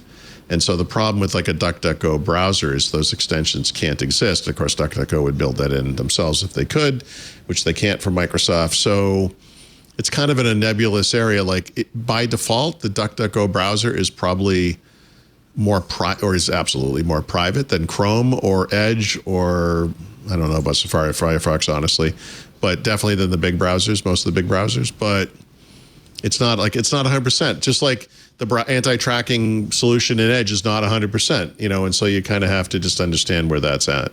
So what did Steve say? I bet Steve was a little more critical of that. No, actually, I think he kind of pretty much echoed what you were saying. He rewrote Gabriel's statement because he said it's not at all clear, and what he should have said was this. First of all, I don't know if it's anonymized. Basically, they allow Microsoft's trackers, in this case it was LinkedIn, full access. So whatever they would get any other time, they get. It's not like DuckDuck is in between you and LinkedIn. There's a LinkedIn tracker. They pass it through. It's passed right in. But their point was, and actually this is the thing to me that's most interesting, Microsoft, in order to use Bing, we had to do this, even though this isn't part of search, this is part of a browser. We had to do it, according to Microsoft. Furthermore, Microsoft enjoined them from telling anybody they were doing it. Oh. Well, that's why they did not announce this ahead of time. In fact, they could only respond once it had been discovered. Don't know if that's true or not, but that's what he said. And then, so to me, what that raises is a couple of very interesting questions. Presumably, Google must do the same thing. I would guess. So, I mean, there's been a thing on their website for over 2 years that explains. Well, the browsers are new, so this is different from what was going on in search. Okay. Yeah. Okay. These are brand new. Yep. That's true. What they say in their, and they are changing this. This is from their description of the app. In escape website tracking, Tracker Radar automatically blocks hidden third-party trackers we can find lurking on websites you visit in DuckDuckGo, which stops the companies behind those trackers from collecting and selling your data. Except, and it should say, except Microsoft's trackers. And so this security researcher went to Meta's workplace and here, DuckDuckGo said, I blocked Google and Facebook. They were trying to track you. I blocked them. Hey, I blocked them. But what they didn't say is, but LinkedIn went right through. So, Yeah. Interesting. But I have the larger question. I mean, you might say, well, okay, I agree. You can't create your own search engine because it's just too expensive, too hard, and it's been too much time water under the bridge. Nevertheless, there are companies like Brave that claim they're doing that. And there are a lot of other sites that claim they... Brave I think Brave might have bought a company as well. But yeah, but how good is that thing? How good is it? How good is Brave Search? A lot of them aggregate Google or Bing or both search results, like start pages. They say anonymize Google results. What we don't know is if Microsoft does this, I'm going to presume Google does as well. So can you truly, what are the agreements these companies have? And can you truly anonymize it? And you're right, it's better than nothing. But this gets into it. Yeah, but this gets into a problem because you could say, well, I'll use Brave, and I know that's not tracking me. Or you could say, well, I'll use Firefox or I'll use Edge or I feel like even Firefox Google is blocking Chrome. all of this stuff. Okay, but they are using Google extensions. Search. You can. I have you can block install extensions. Right. Yep. You can get Privacy Badge or whatever you want. And I guess it's a weird situation because you want to kind of like and trust DuckDuckGo. I like what they're doing. I like the whole stance of the company, but they have a web browser that doesn't support extensions, and they're not blocking one of the biggest tech companies on earth. So, yeah, it's a little bit of a problem. Steve says, I think their heart's in the right place. They would not be making an exception to allow Microsoft's domain to run third-party scripts if their search index syndication contract did not require it. They're not happy about it either. And it's the price they pay for being able to offer DuckDuckGo's tracking-free search service. And I really would love to know what Google asks. Because I can't imagine Microsoft asks for this and Google doesn't, right? Right. Yeah, but Google is so much more rapacious in this space, aren't they? I mean, right. So they must be even worse. This much worse. But this is like a lesser of two evil thing. Not Microsoft is awesome. Like Microsoft would love to be as evil as Google and do and have the results that Google has. I think Microsoft needs to lift the restriction about not telling anybody what's going on because we need to know in order to make that decision. That's a reasonable thing. Yeah. And then we get it. But, what's the point of a DuckDuckGo browser that blocks 90%? Blocks, I know, but it's not perfect. I mean, it's not, nothing's perfect. But I guess the problem, like I said, I feel like almost any mainstream browser with one extension is probably more private than DuckDuckGo's thing. And that's the problem. Because you thought you were doing the right thing by installing this thing, right? That's the unfortunate reality here. Yeah. Yeah. Well, I mean, honestly, I think the message that we ought to give our listeners, certainly a message I give my listener, if you're on the internet, you're in a public place, you're probably being tracked in a variety of ways. Anything you post on the internet eventually will be public. You cannot assume that anything you post will always be private. And you should never, right? In this conversation alone, I have made commentary about the Queen, Amber Heard, Sheryl Sandberg. And everybody knows. So it's all out there. I think it's a fool's paradise to say, oh, no, I'm using the internet and no one knows what I'm doing. Right. If you really want to be private, you need to move to a log cabin in the woods. And, oh, by the way, no electricity. No utilities at all. Scott McNeely was right. And you better have a camouflage net above your head because there's helicopters and drones. I mean, it's yes, Scott McNeely was right. Privacy he said, privacy is over. Get over it. He said, get over it. Yep. Get over it. He's right. I mean, this was like 1998-ish. Yeah, a long time ago. I don't know if I think we should get over it. But, we should. Well, we should. But we should. I mean, but let's not be foolish either. We know, right? Let's not. Yes, let's not be naive. Let's not be naive. There's a better word than foolish. Yeah. Let's not be naive about it.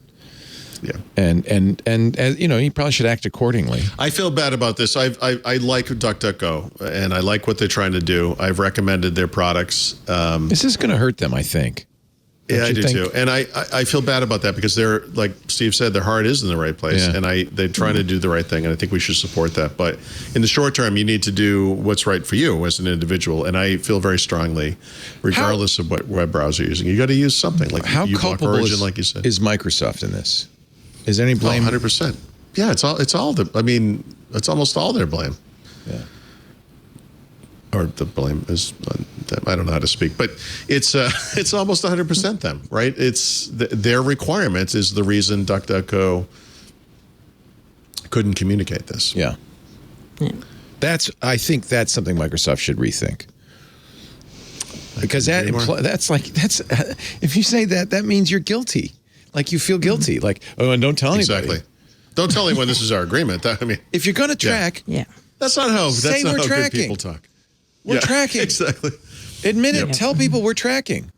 And the more people know that, the more they maybe will calm down, maybe because they know they're being, I don't know. Don't lie about it. Don't force others People to are going to find out. People are going to find out. And then it's really embarrassing. You look worse. Yes. Right. You look way worse in the end. Yeah. Yes. Yeah, Leo, you didn't hear last week, but Jeffrey Snover, the father of PowerShell, he quit Microsoft. He's gone. So, yeah. He's gone. So is Leo, apparently. So, but yeah, he... so hold on a second. We're having a little crisis in the studio. I have a water leak in here. Oh no. And I think they're holding a tub. I heard this kind of dripping sound, and they're holding a tub. Jerry's going to just stay there, Jerry. Don't move. That is never good. It's dripping on a lot of electronics. So what I'm going to do is we're going to shut down and move to the other studio. Should I keep the stream going?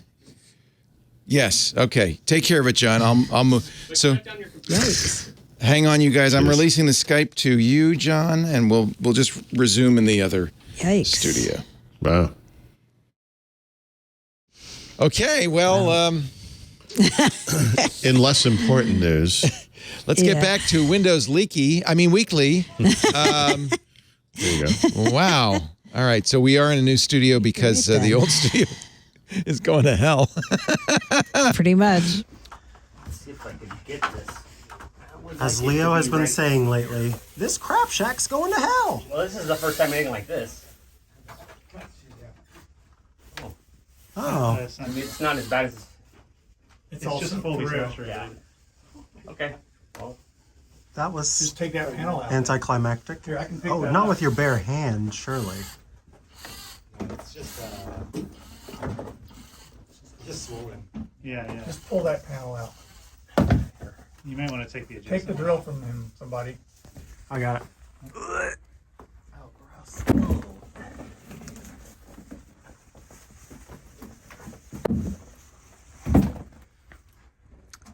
My.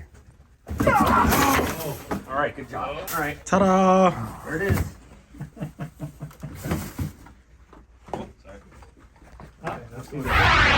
Burke, have we cleaned up that leaky ceiling? Is that all better now, or is there still a pool of water hanging over my head at all times? It's fixed, right? He's not saying anything now. I'm worried. We will take a break, come back with lots more in just a bit. Stay right here as we continue the best of 2022. If I may interrupt one more time, Paul, we're looking at the best of. I'm interrupting myself, aren't I? Never mind. Sorry, Leo. We're looking at the year 2022. And, of course, during much of the year, we had, in fact, I think it was in this year we welcomed a brand new sponsor we love, Drata. D-R-A-T-A. You know Drata?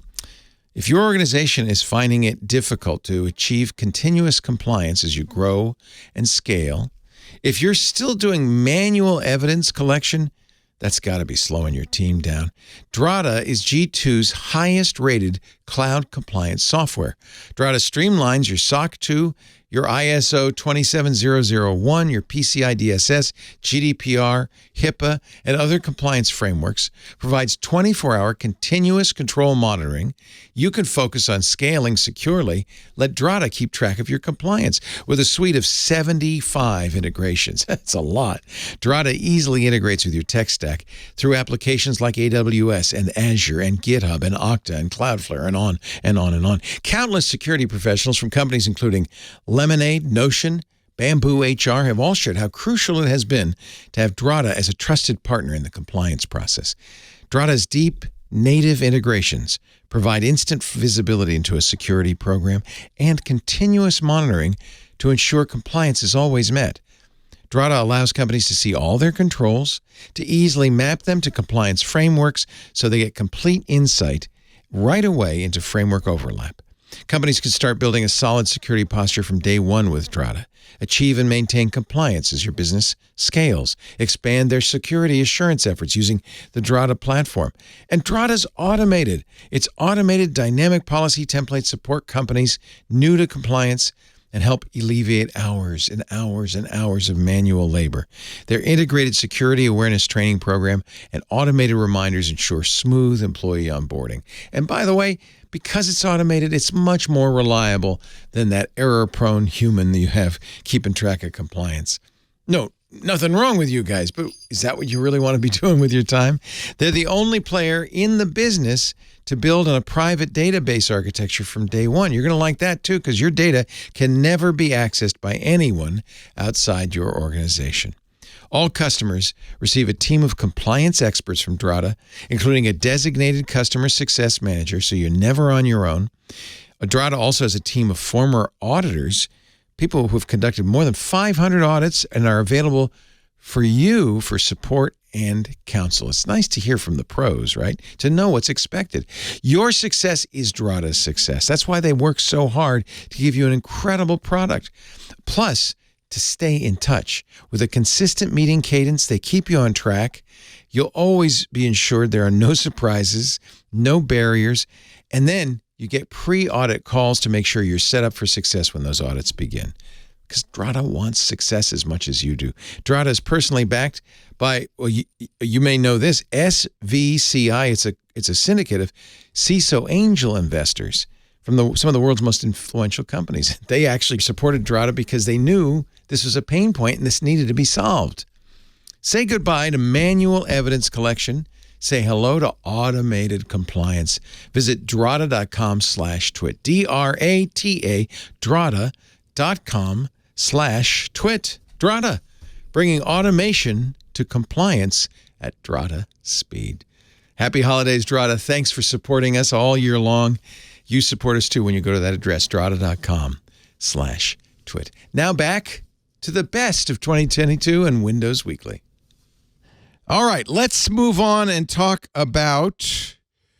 Oh, actually, this was a good show. I was not here for this show. Is that right? Zac Bowden and Rich Woods. I was on vacation. Actually, Paul and I were both gone. So Mary Jo Foley took over. This might have been the best show of the year. Zac has some information from his sources. I actually should let him explain this about how the Windows schedule may change in the coming months and years. Zac? Yeah, so I guess we should just dive straight into it. So I heard a little while ago now at this point that Microsoft was changing up its development sort of cycle or schedule for Windows going forward. And I started asking around about this because a couple of weeks back, Microsoft started testing build 22622 in the Insider Beta channel, and they announced that as a sort of enablement package. And I was immediately sort of wondering why they were doing enablement package testing on Windows 11 so early on into its life, right? You know, the enablement package stuff didn't start showing up on Windows 10 until, a few years in. So why were they doing that now on Windows 11?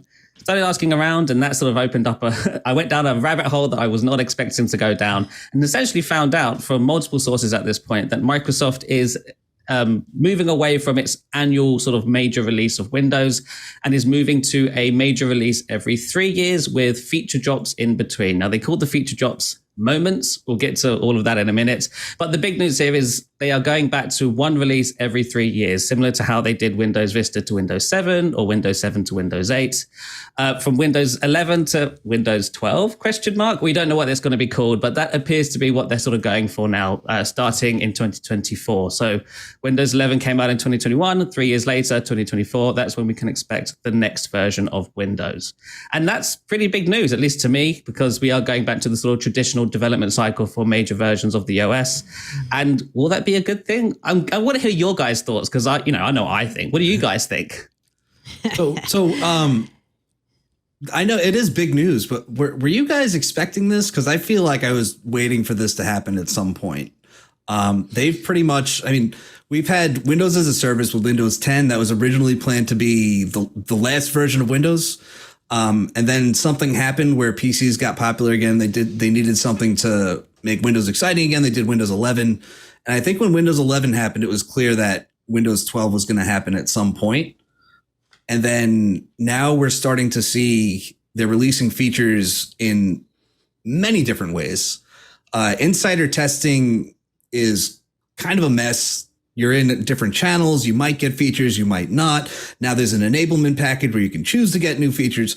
And it's so much of a mess that you kind of have to start to ask, does it make sense to do yearly updates anymore? Windows 10 is still doing yearly updates with enablement packages, and they don't even have features. It's just like to introduce a new support lifecycle. Like they could just have the same update and say it ends in 2025. Like this stuff doesn't make sense to do anymore. So knowing that there would eventually be a Windows 12, I think every 3 years made sense. And I was kind of waiting for this to happen eventually. Do you guys agree, or Mary Jo? No, not really, because okay. Well, okay. So last year they made a huge deal out of having this once a year update, right? And all the IT people were like, yes, that's what I wanted. I wanted them to only do one update a year. And they had a whole elaborate explanation. They did it for Windows 10, Windows 11. And now it's like, oh, wait, no, actually just forget that, right? Like we're going to But I think things have even changed since then, though, don't you? They have. Yeah, they have. No, because in February, I think it was February, Panos, remember that blog post when they started talking about, by the way, we can drop features anytime we want. Remember that blog post? And it was like, wait, okay, so we're going to have one update a year, but you can actually drop features whenever you want. So what's the one update a year even mean? Right.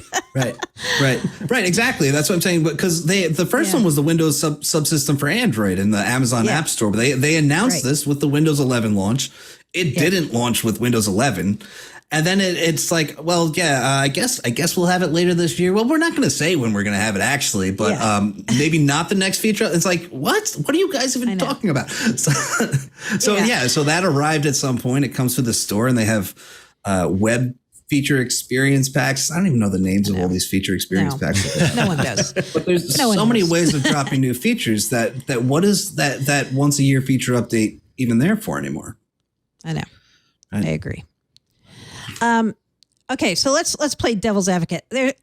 On the negative side, this takes away predictability, right? So that's the one thing IT loves, predictability. Mm-hmm. It's like suddenly it's like we knew you could drop features anytime, but now you're saying Zach's story, the moments thing. Even that name is so stupid. Moments? Really? Like, come on. It sounds like... but that's on brand for Microsoft. It's like Snapchat stories, but inside of Microsoft. It is a very strange name for it. No, it's such a PR name, right? Because sometimes I feel like when Microsoft's doing something, they say they call it a moment. Like we're having a moment about, AI or whatever. Okay. So anyways, forget this, how weird the name is, but they might have these drops every up to 4 times a year. Okay. So there will be Zach sources say a new version, whatever that really means. A new, does it mean a whole new version where everything is different? Does it mean that you're going to have to reboot and you're not going to use an enablement package? We don't really even know what that means, right? And then you're going to have all these other updates dropping willy-nilly. Like, is it going to be every quarter? Maybe. Or is it going to be 3 of them back to back and then 1 at the end of the year? We don't know, right? So on the negative side, I say this takes away predictability. On the positive side, which is what I think, this is stuff Panos and his team care a lot about. It brings excitement back, right? We're going to surprise you guys with new features. I think also Windows 12 brings excitement back. Just the idea of having a new version of Windows. I mean, as writers who are writing content about this stuff, we see that there is a ton more interest when they have an actual new version of Windows. For sure. And it is not the same amount of interest for a feature update to Windows. And I'm sure they see that and they like it when they can get people excited. Yeah. How does Microsoft... So one of the things that, I'm always thinking about in terms of different so an example is today Amazon is doing its ALEXA live event, which is an event for developers, but there's all these announcements of new ways that developers can make use of ALEXA and do a bunch of fun stuff with that. Does Microsoft have events where they announce specifically the new version of software? Is it typically the blog post idea where you go and you see the new features there? Because that schedule of once a year versus every 3 years, that seems like a long time to wait between new versions of Windows. But, I'm not in the Windows camp regularly, so I can understand how that's different. Well, that's what the moments are going to be for, right? The moments really only exist to sort of keep Windows current when we have major updates coming for other platforms. Windows needs to keep current somehow, especially if there's only one major version every 3 years. So these moments are sort of step in and keep Windows up to date and fresh with new features up to 4 times a year, as Mary Jo mentioned. That doesn't mean they will do it 4 times a year. They may only do it twice in 1 year or maybe once in 1 year. I think it will depend on what features they have lined up and ready to go.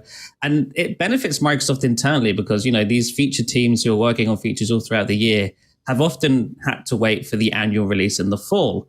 If your feature's done in January, that's kind of annoying, isn't it? Because you have to wait for the rest of the year.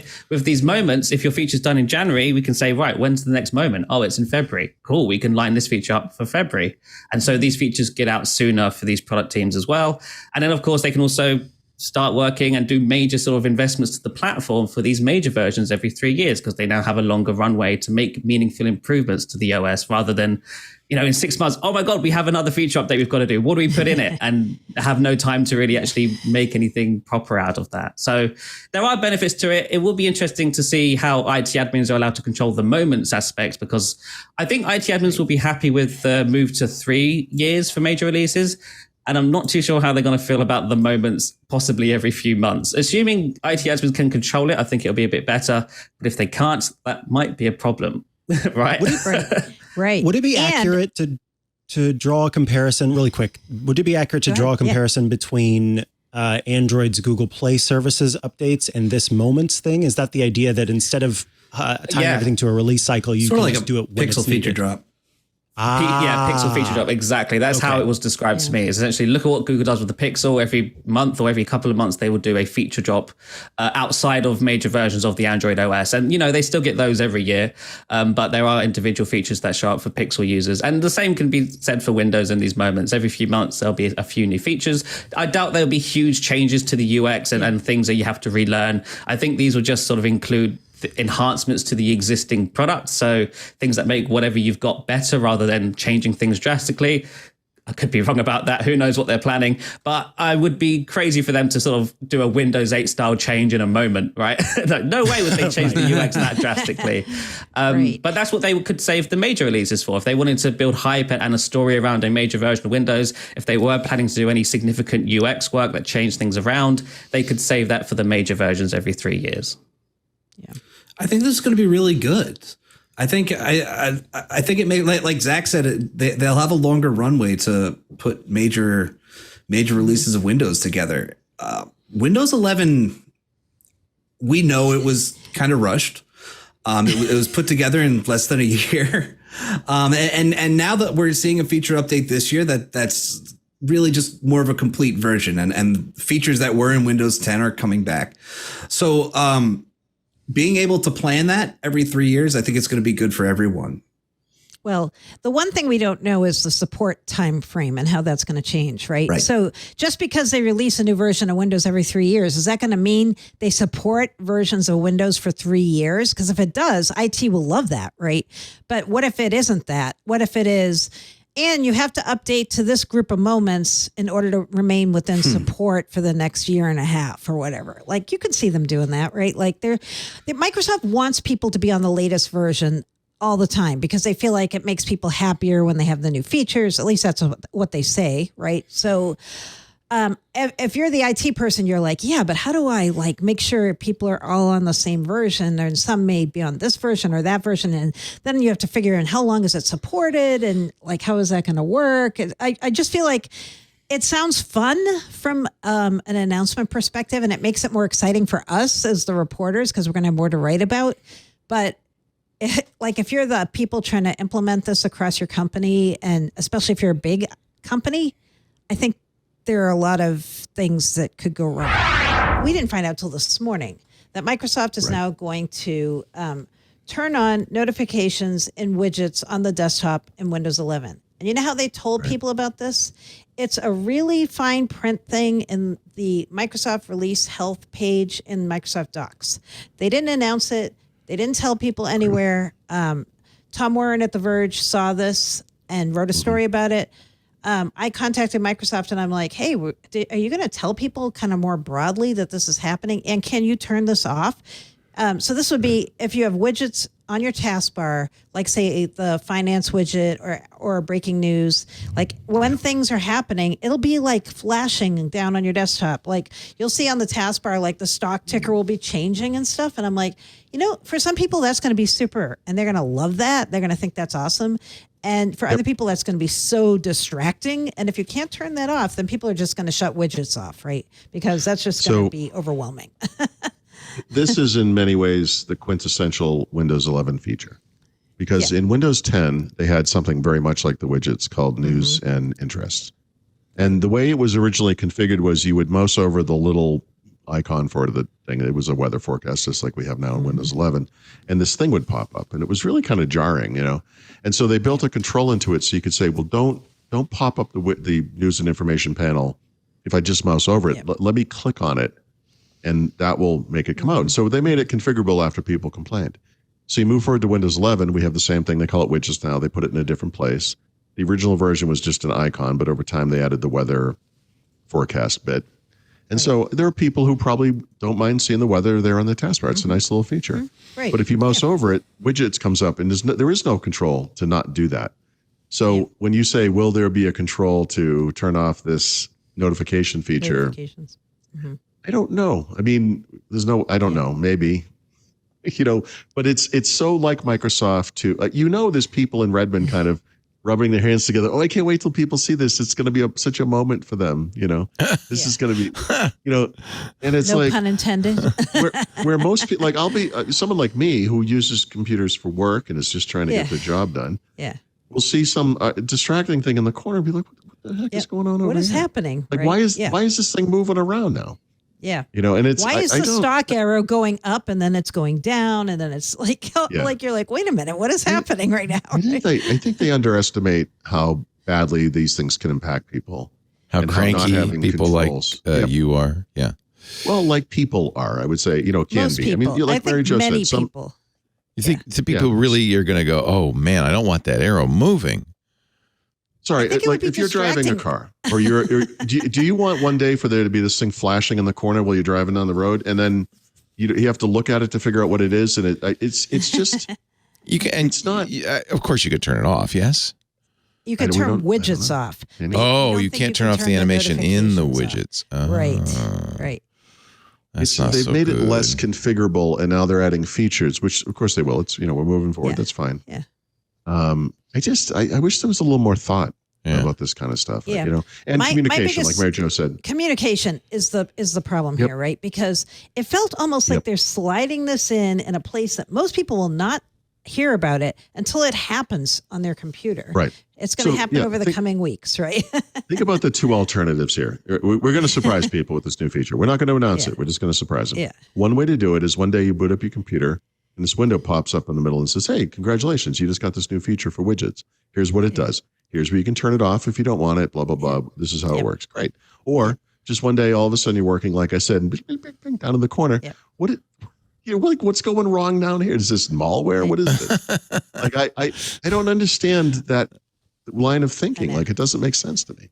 No, you know what? And they're going to do option B of those two things you just said. And you know why they're going to do that? Because a lot of people don't want widgets, right? Or they haven't really clicked on widgets or they haven't checked it out, right? So if they see something flashing, Microsoft's thinking, okay, if they see something flashing, they're going to click that. Then they're going to see the whole thing with widgets and all the possibilities. And they're going to start seeing, oh, that's where we put ads and where they can search with Bing, right? So it's just like, I feel like it's a trick almost. And I don't like feeling like I'm being tricked. It's a trick. It's a trap. It is. This is exactly like crapware that PC makers pre-install on Windows. Yeah. I did these studies for Signature PC Group, which is long gone. But at the time, you would bring a bunch of people in a room, show them different configurations, have them take notes and feedback. And it's almost like a kids in the hall joke. It's like what we found after all these years was that 9 out of 10 people can't stand it, but 1 out of 10 is like, oh my God, I got extra stuff on my computer. That's fun. And those people are out there. And less humorously, there will be people who maybe follow stocks, and for some reason this is how they do it, and they may want to see a little stock update in the corner. And God bless those people. There's nothing wrong with that. But inflicting that kind of UI on the majority of people who don't want it is... So is it your prediction that there will be a hue and cry that people will be upset about this? Or that nobody will notice and nothing will happen? Or that somebody at The Verge will write an article... Hey, this is exciting. Your Windows widgets are moving now. Which is the three alternatives? That part will happen for sure. Yeah. I'll write an article telling you can turn it off. How to turn it off. I don't know. It's hard to say. It is hard to say. I don't know. I mean, maybe, I don't know. I think, I feel like businesses already probably, any businesses who are already on Windows 11, like big businesses, will have already turned off widgets, and that's just not even on, right? Like, like who wants this thing on? Like people who are not getting work done? Like I've been trying to screw around all day at work, so I'm reading news stories over here in this feed instead of getting actual work done. Or who uses Windows day to day for work? Like, what do you use? Wait a minute, though. I'm looking in my widgets. Here's an article: useful layering tricks when styling a corset with straps. See, you need that. If that hadn't shown up there, I wouldn't know. I wouldn't know. All right, fair enough. No, I think you've debunked my thoughts. Thank goodness for that. Okay. So I'm okay. Just bear with me because I'm slow. Yes. I won't have to open that little widgets tray to see the motion. It will be there. Right. It'll be automated. And the hope is that animation will cause you to click on it. Well, that's what it's all go about. to the web. It's the attract and load Edge and load MSN and load Bing and then remember in in Pac-Man. In fact, all the arcade video games, they had something called attract mode, which would be the going on the screen in the arcade. In animation. And hoping to draw you in to play the game. That's right. That's exactly right. So they're adding attract mode to widgets, basically. Well, and that actually, you can kind of follow the evolution of this thing. This is, again, like Mary Jo said, it's completely to drive you to Microsoft products and services. It's the only reason it exists. Yeah. It's It's just like Edge user benefit. saying, come on, you'd really like to use Bing as your so the first version was stuck in with the other buttons. It didn't animate, didn't do anything. No one saw it. So Microsoft came up with, I think, is a genius, insidious idea. Hey, here's the plan. Let's put it where the start button used to go. Exactly. Because that people will automatically click on this thing, right? And then they were like, all right, well, that didn't work. Nobody's touching it. So Nobody's touching it. We'll put the weather on it. Now the weather will get people going for sure. And that probably did something. I think both those things did something to raise engagement. And this is the next step. Like, well, you could have stocks in there. You could have sports scores. You could have, name anything. Animations will get the track mode, basically. I'm sure that's probably what it's called internally. By the way, I blame how you do we because get this thing? When I first installed Windows 11 on this machine, my widgets were useful news. It was good stuff. I didn't click on any of it because I was nervous. So now, number one, my second husband of 5 years would like to inherit part of my home as he pay. Okay. Here's a celebrity mugshots article from Wonderwall. That's exciting. Yeah. This is above the fold. California coastal destination is the most popular road trip in the world, insurance study says. All right, so here's two little tips about the widget bar. Actually, what's the term? The widget board is the literal name of this thing. The things that are news stories are not widgets. Those are cards. They're from content sources. They're cards. News sources. Yes, they're cards. News and entertainment sources. Yeah. You can do two things. Well, actually, three things. You can add widgets to it. So widgets are the things that will go at the top, like weather, stocks. That's the plus button whatever. When it says plus. Yeah. That's right. You can. So that will push some of that nonsense down. That's nice. Yeah. Right. That's one. Photos. You can also go. You could spend the time to go through each of these cards, and you find one where you're like, well, this is terrible. There's a little ...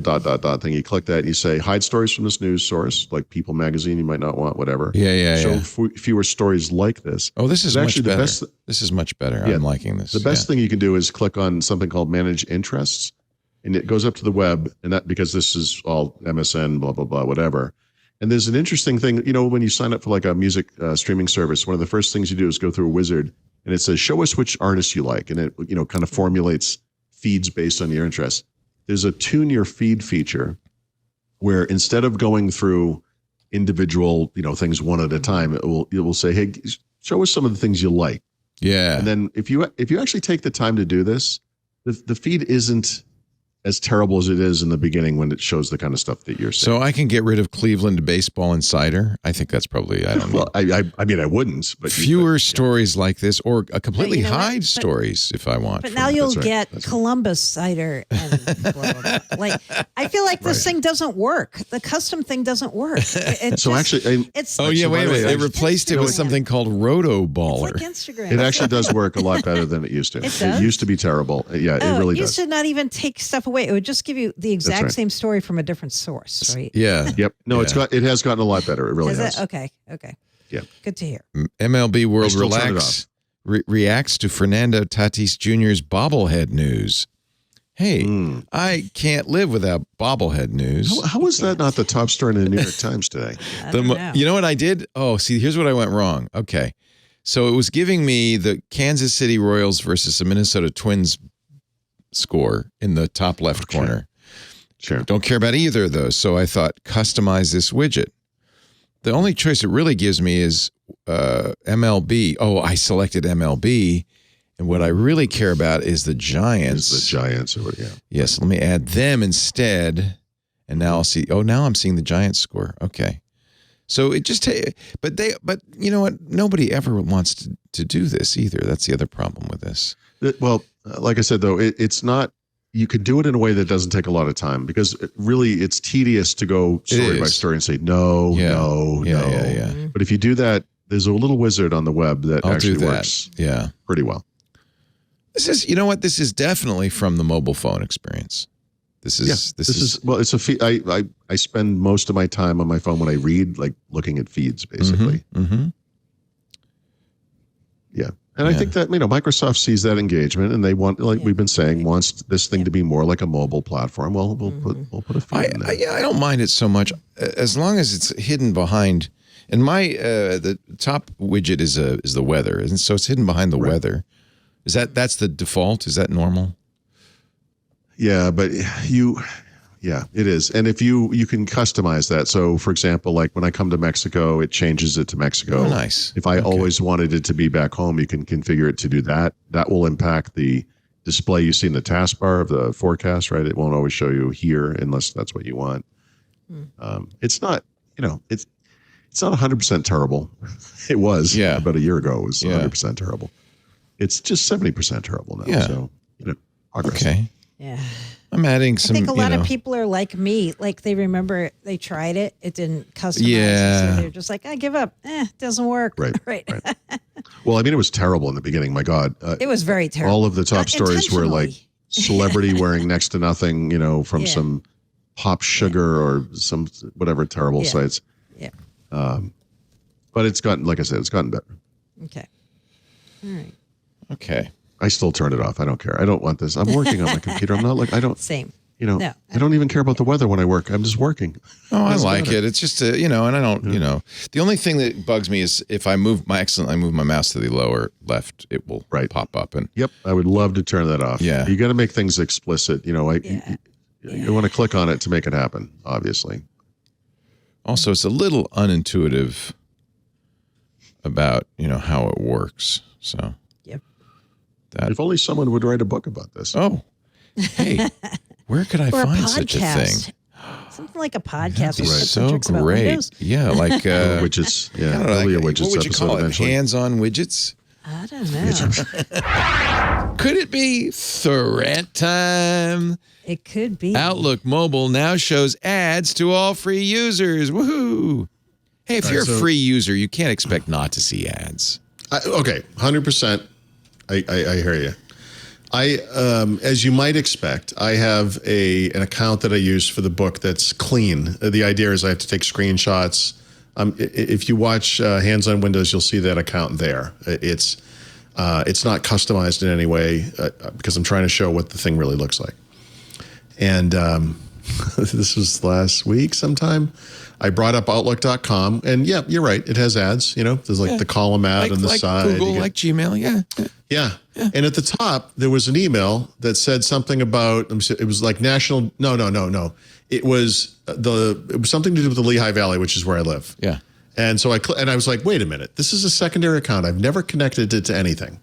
How on earth does it know? I think it was like a concert venue or someplace I had been. So I clicked on it and it loaded a website. And I'm like, wait, what? So I went back and I looked at it, and it's not an email. It's an ad that looks like an email.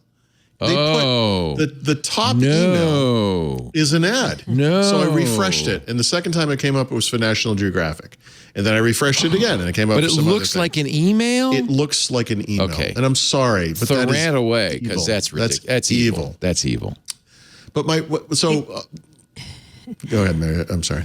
Yeah, Yahoo does this, right? I have a spam account, a Yahoo account. And are we going to hold Yahoo up as the bar? Yeah. No, Yahoo does it's okay. Yeah.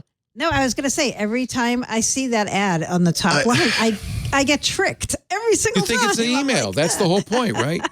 No, right. That's how malware acts. Yeah. Okay. No, I'm not saying when you it's impersonate, acceptable. that's unacceptable. But see, this triggered was.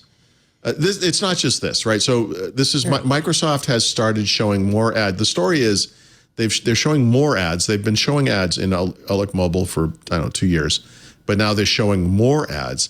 They're showing this insidious kind of ad, which I think is awful. But there's also these other stories out in the world, right? We know that Apple is rumored by Mark Gurman, so Apple is going to be putting ads inside of Maps. Apple, the privacy company, the company that shut down third-party ads on their own system. Like this company has a big ad play coming. I'm going to be really interested to see how they handle that because, they market themselves in a certain way. I'm really curious about this. Mm-hmm. But this triggers like kind of a broader thought on my part in a conversation, possibly a rant, about advertising. And, you have some service, right? The world has changed from you buy a movie, bring it home, and you watch it on your TV to actually you do buy it, but you buy it digitally. That's not a good example. But you subscribe to Netflix and you watch movies that way, or you subscribe to whatever the service is. And you pay for that. And in my case, you pay and you pay and you pay and you pay because I have multiple people. I want the highest quality display because I have 4K displays. My children don't live in the same state as me, so I pay for the version that's a little more expensive. I'm paying like $20 a month for this service. Soon I'm going to pay more because they're trying to rein in the interstate thing. But Netflix is trying to find more revenue. So they're doing different things. They have games now, they have whatever. But one of the things they're looking at and are going to do is ad-supported versions of the service, right? So instead of paying, you'll see ads. And I don't want that, but I appreciate that that's a choice, and that's fine. But there's like this insidious third choice, which I think we're going to start seeing in these services, whether it's Spotify or Netflix or whatever it is. And it's the system that newspapers have been using forever, which is that you pay for the product and you see ads. And I'm tired of it. I'm tired of paying an astronomical amount of money to, in this case, the New York Times plus Wirecutter, and seeing animated ads that I cannot turn off between paragraphs of text while I'm trying to read a story. I don't understand this. Like, I don't understand it. And you know that it's only a matter of time before Spotify, like I said, Netflix, whatever, will have this version where you pay nothing and see lots of ads, you pay a little and see some ads, or you pay a lot and you see no ads. You know this is coming. And the thing that actually tipped this off for me wasn't Microsoft, it wasn't Apple, it wasn't the New York Times. It was just my day-to-day reading. I read many things, but one of the things I read is Google News. In Google News, the way it works is you have a feed, it's technology stories, and when you click on an article, it loads the article inside the app in a browser, but it's the site that produced the content. It's not like a reader view without ads, it's the site. And I don't know if anyone has been on the web lately, but it is a cesspool of animated, non-stoppable video ads. It's unbelievable. It's the type of stuff where you have to click here to continue, or you scroll over an ad that gets in the way to get to see that kind of thing. I saw something the other day I have never seen before in my life, and it is horrific, which is the same autoplay, non-stoppable video ad between every single paragraph in a story. And I'm not talking big, thick Tolkien paragraphs. I'm talking one or two tiny sentences, poor grammar and spelling, and then two video ads on screen because I'm reading this tiny strip of text, and they're both animating away, and I've had it. I've had it. Yeah. I am going to actively do everything I can to block ads from entering any of my devices from now. I'm going to get a pie hole. I'm going to do on-device, whatever it is. I can't stand it. I'm happy to pay to not see this crap, but you can't. There's no option. Next DNS, go to nextdns.com or .io. Let me look it up. Okay. It's a pie hole in the sky hole. Nextdns.io. Okay. You put it on your router. I do it on my, I had to turn it off. So I did it on my router so that everything in the house, you not only have ad blocking, it protects you against security issues. It speeds up DNS. It has supervised internet for kids. You don't need that anymore. Well, maybe I do. Maybe that's what I need for me. No more adult content for you, Paul. But I had to turn it off because Lisa said, I can't see ads. I said, right. You're welcome. Right. But see, Lisa did you notice everything was faster? Lisa does ad sales for our network, and so she kind of it offends her, the idea that we might filter out ads. But wow, I don't have that issue at my house, so I'm ad supported. So I can't take it. I can't take it. And I have a website that shows terrible ads. We have to, not because we're terrible people. It's the only way it makes sense financially. All of these sites are doing the same thing. My guilt about all this is I also don't want a free ride on websites, but I pay for the New York Times, the Atlantic, Vanity Fair, Wired, Bloomberg, the Washington Post. I pay for all of those. And as you point out, doesn't slow I pay for almost every single one of those things you just said. Yeah. And the Washington Post, Wired, I don't remember what else you said, but I pay for those. And I've had it. I've had it. I pay enough for the New York Times. In fact, I pay too much. You know, the justification for paying and having ads back in the 1970s was there was this entire system of distributing the paper using child labor, by the way, but literal paper was being moved around the world so you could read the stories. It was expensive. These guys not only have no overhead today, they don't even have an editorial process anymore. They don't even have fact-checking. What is it? What are you paying for? There's nothing. You're not paying for anything. So why am I paying so much? So you do no work, and I see ads. I don't understand it. It doesn't make any sense. I'm done. So you're I'm saying not doing this. you're saying you're seeing these ads in the apps, right? Not the sites, right? Not I the use website. apps, right? So it's So in my case, I read on an iPad. So and this is one of the tricks. Like if you just use a computer and you're using a web browser, you could use a browser like Brave. You could use various extensions, and you could block these things for sure. Yep. I don't. I'm using a mobile app on a platform like iOS or iPad OS. You see this on your phone. You would see it on an Android device. Whatever. By the way, you see ads on TVs.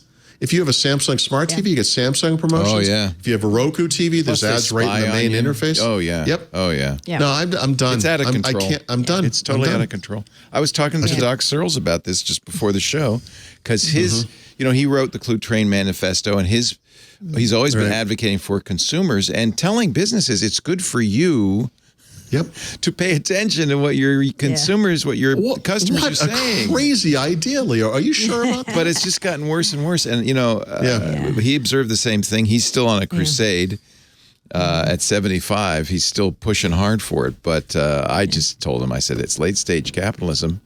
This is the world of crap. This is like the fall of the Roman Empire is what this is. This feels is stupid. that way sometimes. Companies are harming themselves by offering terrible experiences to their own users. Yeah. It doesn't make any sense. No, but it's tragic. Clue Train is 22 years old. Yeah. He wrote it, 2 decades ago saying, listen to your customers, have a conversation with your customers. Don't trick. That's a dark pattern that Outlook's using to trick you into clicking an ad. It's like I said, it's not, these aren't bad people being bad necessarily. In the early 2000s, Google AdSense or whatever kind of came into being. And there was this golden period of a few years where you could make a lot of money just displaying ads on a web page, and they were not obnoxious. And Google lowered the terms, and it got awful over time. And I'll say it's impossible for any business to survive just serving ads, unless you are specifically one of those listicle spam sites where you can't believe what this celebrity looks like today. Please click through the 127 photos, none of which, by the way, are that celebrity. That kind of thing. Like that. Like that's the world we live in, and it's awful. And I'm tired of supporting it. And I wish I wasn't part of it. Well, you should get, I'm going to try to get Cory Doctorow on. You should get his new book, How to Destroy Surveillance Capitalism. Wow. Okay. Jeez. All right. That's gotten rather aggressive. No. So my biggest problem with this is, I agree with the premise. Microsoft could say you get served ads if you don't have a subscription. But I feel like there's another factor at play here that I hate even more than that, which is there's a focused inbox angle to this. Yes, I'm sorry. This is actually, sorry to interrupt. This is going to be Mary Jo's rant. Okay, good. Because I thought I kind of reined it in there, but let's see how this goes. No, so focused inbox to me is the spawn of the devil. Okay, that's my starting I love point focused here. inbox. We're just no, it's terrible. Okay. It doesn't work. Okay. I know I'm going to hear sister. from every person who loves it. I'm going to hear from every person who loves it because for some people it works. There's a focus inbox is a feature that Microsoft says uses AI to sort mail that's important to you versus mail that is not important to you or maybe spam. Every time I've used it, all my important mail goes into the spam and all my unimportant mail goes into the other one. It just doesn't work for me. I don't know why. It doesn't. So if you are someone who's using focused inbox in Outlook, the way this has worked up till now is all these ads that are very misleading and ones that even look like emails are going into your other folder and staying out of your main folder. I think the reason Microsoft is turning up the ads is because they want more people to use focused inbox. I really do. I think this is part of it. Wait. We got to parse this one for a second. Hold on. I'm trying to understand if that makes sense. So if you the have way this focused has worked- inbox on, will you not see ads? Yes, that's what they're saying. They're saying the ads will be in your other folder, and you won't see ads in your main folder. But how could they be in my other folder? Those are not emails. Okay. Right. Wow. But I really wonder, and I just threw this out there on Twitter yesterday, and I have like 30 or 40 likes, so I think I'm not the only one who thinks this might be part of why they're doing this. Maybe it's not just to get subscribers. Maybe it's also to try to force more people to use Focused Inbox because they really want you to use this. There has been an escalation in Microsoft ads just this past year, even this past 6 months. I think the like of which I don't think we've ever seen, right?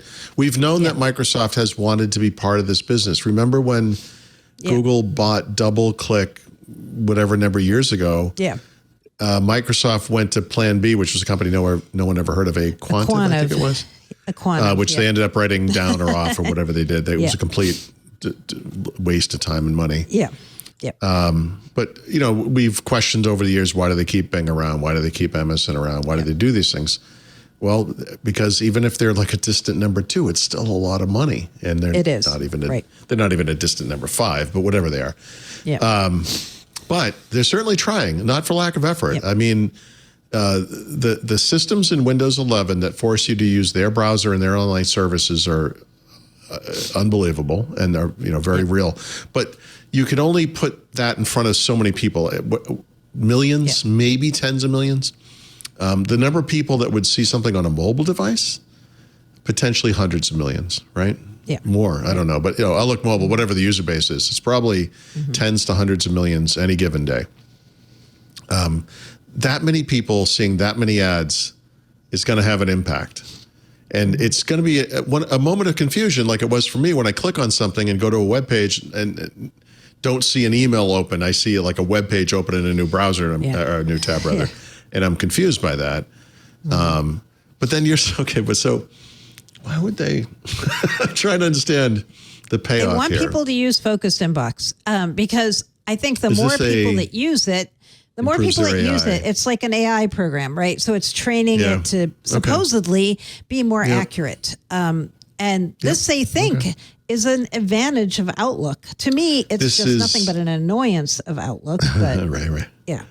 Microsoft has a rich history of what I'll call nanny technology. It looks like you're trying to write a letter type thing, trying to outthink the user. When in fact, I think most people are unencumbered by this and would simply like to just go email to email and don't really care about this kind of filtering. In fact, I think one of the most freeing things I ever did was when I moved. I don't remember what I moved to or from, but I switched from a system where I had folders of, with filters that I handmade to make sure things went to certain places. And after a while, you're like, search works fine.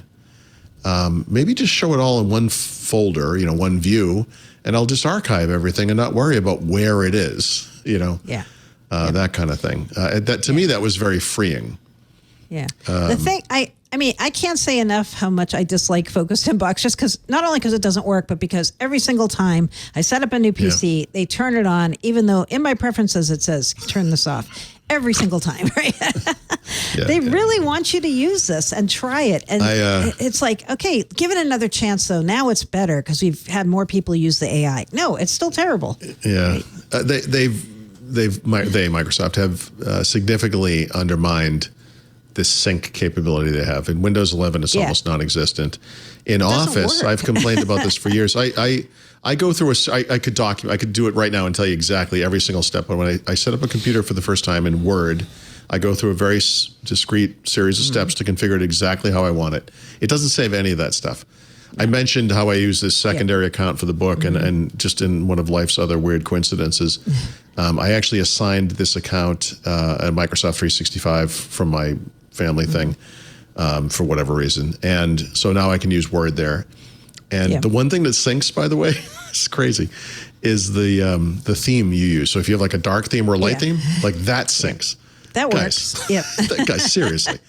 That's the there least of are my problem. 1,100 options I could make, and that's the one you chose. That's the only one that syncs. I know. It's crazy.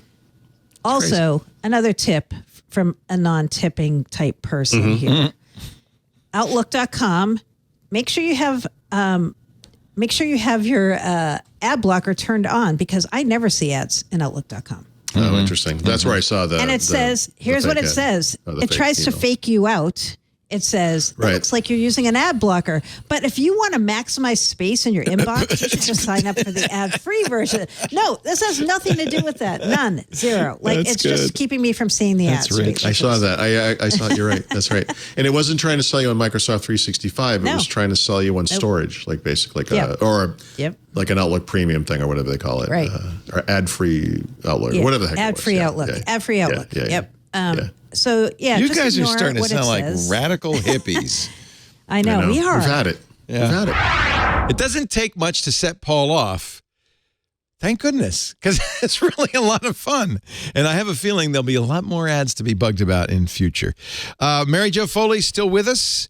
Episode 798. She didn't leave quite yet, did she? I think this is talking about, no, maybe Mary Jo was gone by now. I don't remember.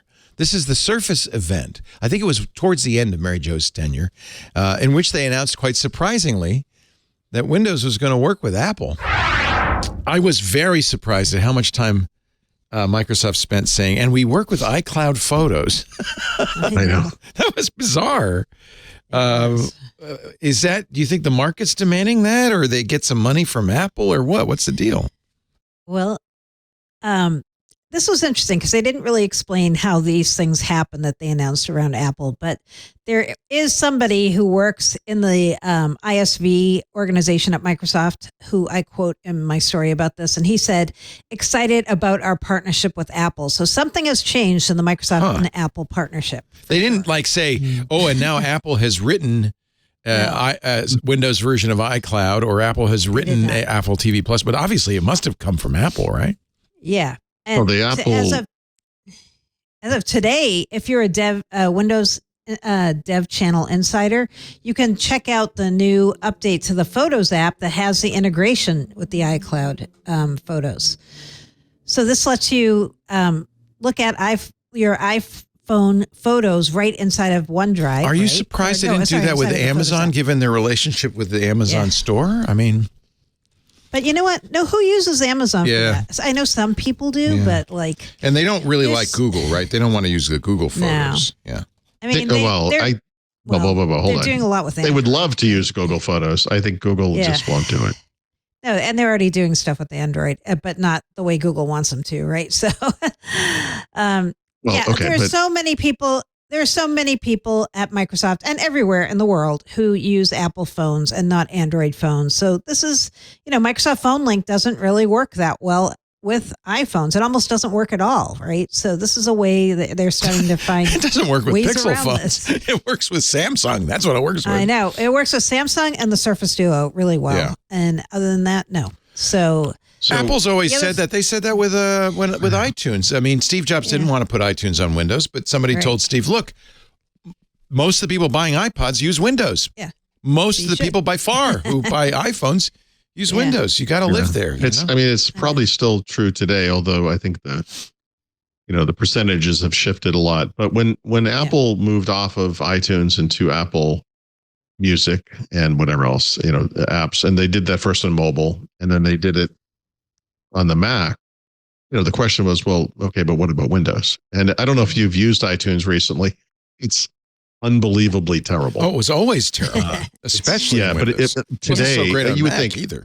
We have such amazing processors and everything. You think, okay, well, maybe no. It is a garbage application. So this Apple Music thing is long overdue. We've been expecting this for years. Apple TV is kind of a more recent phenomena. There is a web app. So, I mean, that works okay if you just want to watch the, whatever content. But yeah, iCloud's integration in Photos, awesome. And Amazon should be in there too. And so should Google Photos. Maybe these companies could get it together. I think Google Photos is the biggest one. And I would love to see that. I'd love to see both. I mean, I put Google Photos on my iPhones. I use Apple iCloud Photos and Google Photos. Right. right? Why That's not? a sensible thing. We have I think use this Amazon is too. I think this all comes from Google. Google has a deep-seated distrust of Microsoft that is no longer rational. It's just it's bizarre. No, it really isn't. It makes no sense. This is the most docile company on earth. I look at the Surface devices they just released. No, but look in the cloud, though. Like Google Cloud, they're like in hot pursuit of Azure. If you look at what they announced at their show this week for the Google Cloud, it's almost an exact replica of what Microsoft did. So they're you feel like they're a competitor. I mean, Microsoft is so much bigger than Google. They in are. the It's cloud. nothing to do with putting your consumer service on a Windows PC. Like, what's the difference? Who cares? And you know, Amazon Web compete and then they Services partner. is a much bigger competitor to Microsoft Azure, and they work. I think Google is Amazon. irrationally afraid of Microsoft. They're so distrustful of Microsoft. I think it's hardwired into there. Let's face it. The Google's two have had a very Yeah. cantankerous past. Yeah, Gmail man. Remember that? Yeah. Right. Yeah. Oh, fondly. But Fondly. Paul those loves are the the gravy years. No, you know what? I think the reason they played up this iCloud Photos thing so much was they had no surprises at the Surface event except for these Apple announcements. Right. These were literally the only surprises. Which is sad. That's really sad. It is sad. I mean, Everything it's leaked. sad enough that so Apple is rumored to be shipping a bunch of new devices this month, and the rumor, we'll see what happens, but there's only 2 weeks left.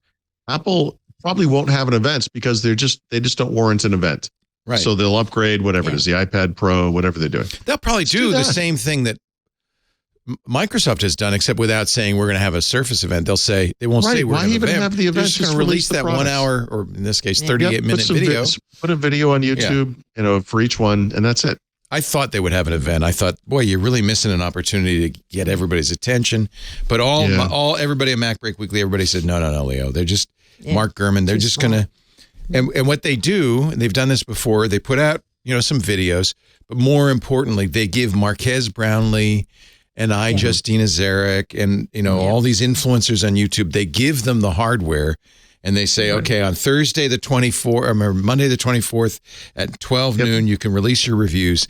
And that's going to get a ton of attention. And I think Apple... Microsoft should do the same. Well, Microsoft does do the same, but they could just skip the event.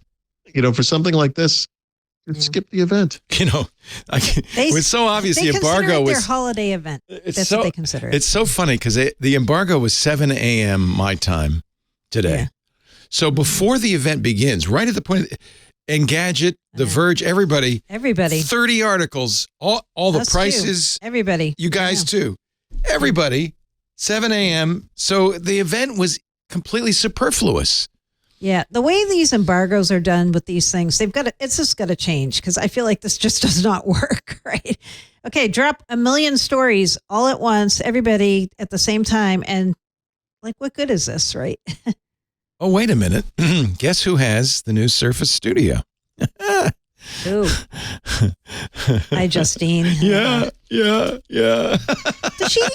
Does she use Windows? Her name's Justine. Come on, Look at her. She's in a Microsoft store. Yeah, they love her. Oh, she does it. At this point, and I love Justine. I have to think she gets paid for this stuff. I don't. Or like Microsoft wants Apple influencers to be Surface influencers, right? Yeah. Yeah. She's got a podcast with Panos Panay. Right. They may not actually pay her to do this. They probably don't make this stop. I turned off. Please make this stop. Hey, there's probably there's your friend. Sponsorship opportunities, right? Like, hey, we'll put something on your site. Well, I would think that if she's this is who I go to learn about Windows updates. Wouldn't it have to say oh my God, ad or something like that if she's getting paid to do it? Wouldn't you would assume that be. She would have to do that disclaimer. Although there are a lot of sites that don't do this. Oh, I know. This other girl's like, who is this company again? That's her sister. Don't. Sure That's Jenna. She's great. Jenna. Okay, let's move on from this place. Okay, there's. Wait a minute. No, this is cool. Look, see, we got Chris Capicella, but they get Panos Panay. I'll never get Panos. I was wondering where my headphones went. No, I know they've got them. Okay, so we won't get Panos. You think he takes it to heart when Paul says mean things? Yep, I do. I think we're not. I know he influencers does. in the Let's put it Apple that way. space I'm also. positive he does. He does. So, Yeah, I know. It kills me because for the first, I would say 10 years of podcasting, maybe 5 years of podcasting, it was the bloggers that got all the attention, got the invitations. Yep. Oh, yeah. And then it's always they skipped podcasting entirely and jumped to YouTube. It's like, wait, hey, don't I get what? Hello? No. I know. Skip right over podcasting. I think we're pretty influential. I mean, honestly, but we're not. Like, they look for Apple influencers, right? Influencers. To review the. Well, I don't think it's just Apple. I think they look for influencers. No, but heavily, right? Well, I mean, Justine also does stuff for Samsung. Listen, I feel this is not a new strategy. When they launched the Zune, and what year was that? Yeah. 2006 Yeah, that was or the something? same thing, right? Yeah. They skipped over the tech press and went right to Playboy magazine and whatever. It was like all this, like they wanted to go mainstream. They're like, we want this to be popular, with normal people, not with you guys. Oh my God. Here at Microsoft.com, Justine's top picks for back to school. Yeah. They just. Oh, wow. The thing that's amazing about Justine is she does that, and it doesn't hurt her reputation in the Apple world at all. It should. Mm-hmm. It really should. It's weird. Yep. And I love her. I mean, I know her well, and she's a great person. And, it's hard to make a living, as a YouTuber. You do what you gotta you do. do what you got to do. But you'd think that at some point people would say, well, what is it? Are you excited about the Surface Precision mouse? is that your new jam or what? Yeah. Sure. And or is it really just the Apple stuff like we know it is really. Right now, she's definitely got the new Apple laptops and the new iMacs or whatever, the Mac Minis, and she's recording videos for those coming out next week. Let's see. Do you want to make your announcement or do you want to have beer? We could do both. Okay. Do the beer first. We're going to need something to drink. Okay. So I found the perfect beer pick for this week in all ways. I needed a Halloween beer pick, so I found one. And the can, which I posted a picture of in the Discord. Oh, my God. Is that? I couldn't figure out what that picture was.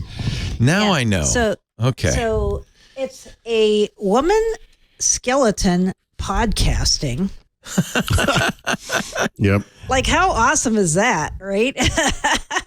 Like, when I saw the can, I'm like, I don't even know what this beer is, but I'm buying it, and it's going to be my beer pick. That's Luckily, interesting. it's a good one.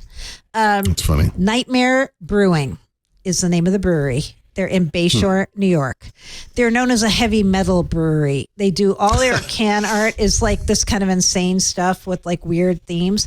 And their beers have very weird names. This is Sororicide. So I have two sisters. I'm not dissing my sisters here with this pick, but that's a Halloween. But you get it. Pick. And it's pretty alcoholic. It's not It's a light beer. 15.5 Imperial Stout. That's why I'm sipping it in the coffee cup slowly. But listen what it's brewed with. Honey roasted peanuts, peanut butter, vanilla, and cacao, right? Oh. So it's pretty. So I was scared it was going to be really sweet or really peanut buttery, and it's not. It tastes really well blended and It's like very a peanut mellow. butter cup.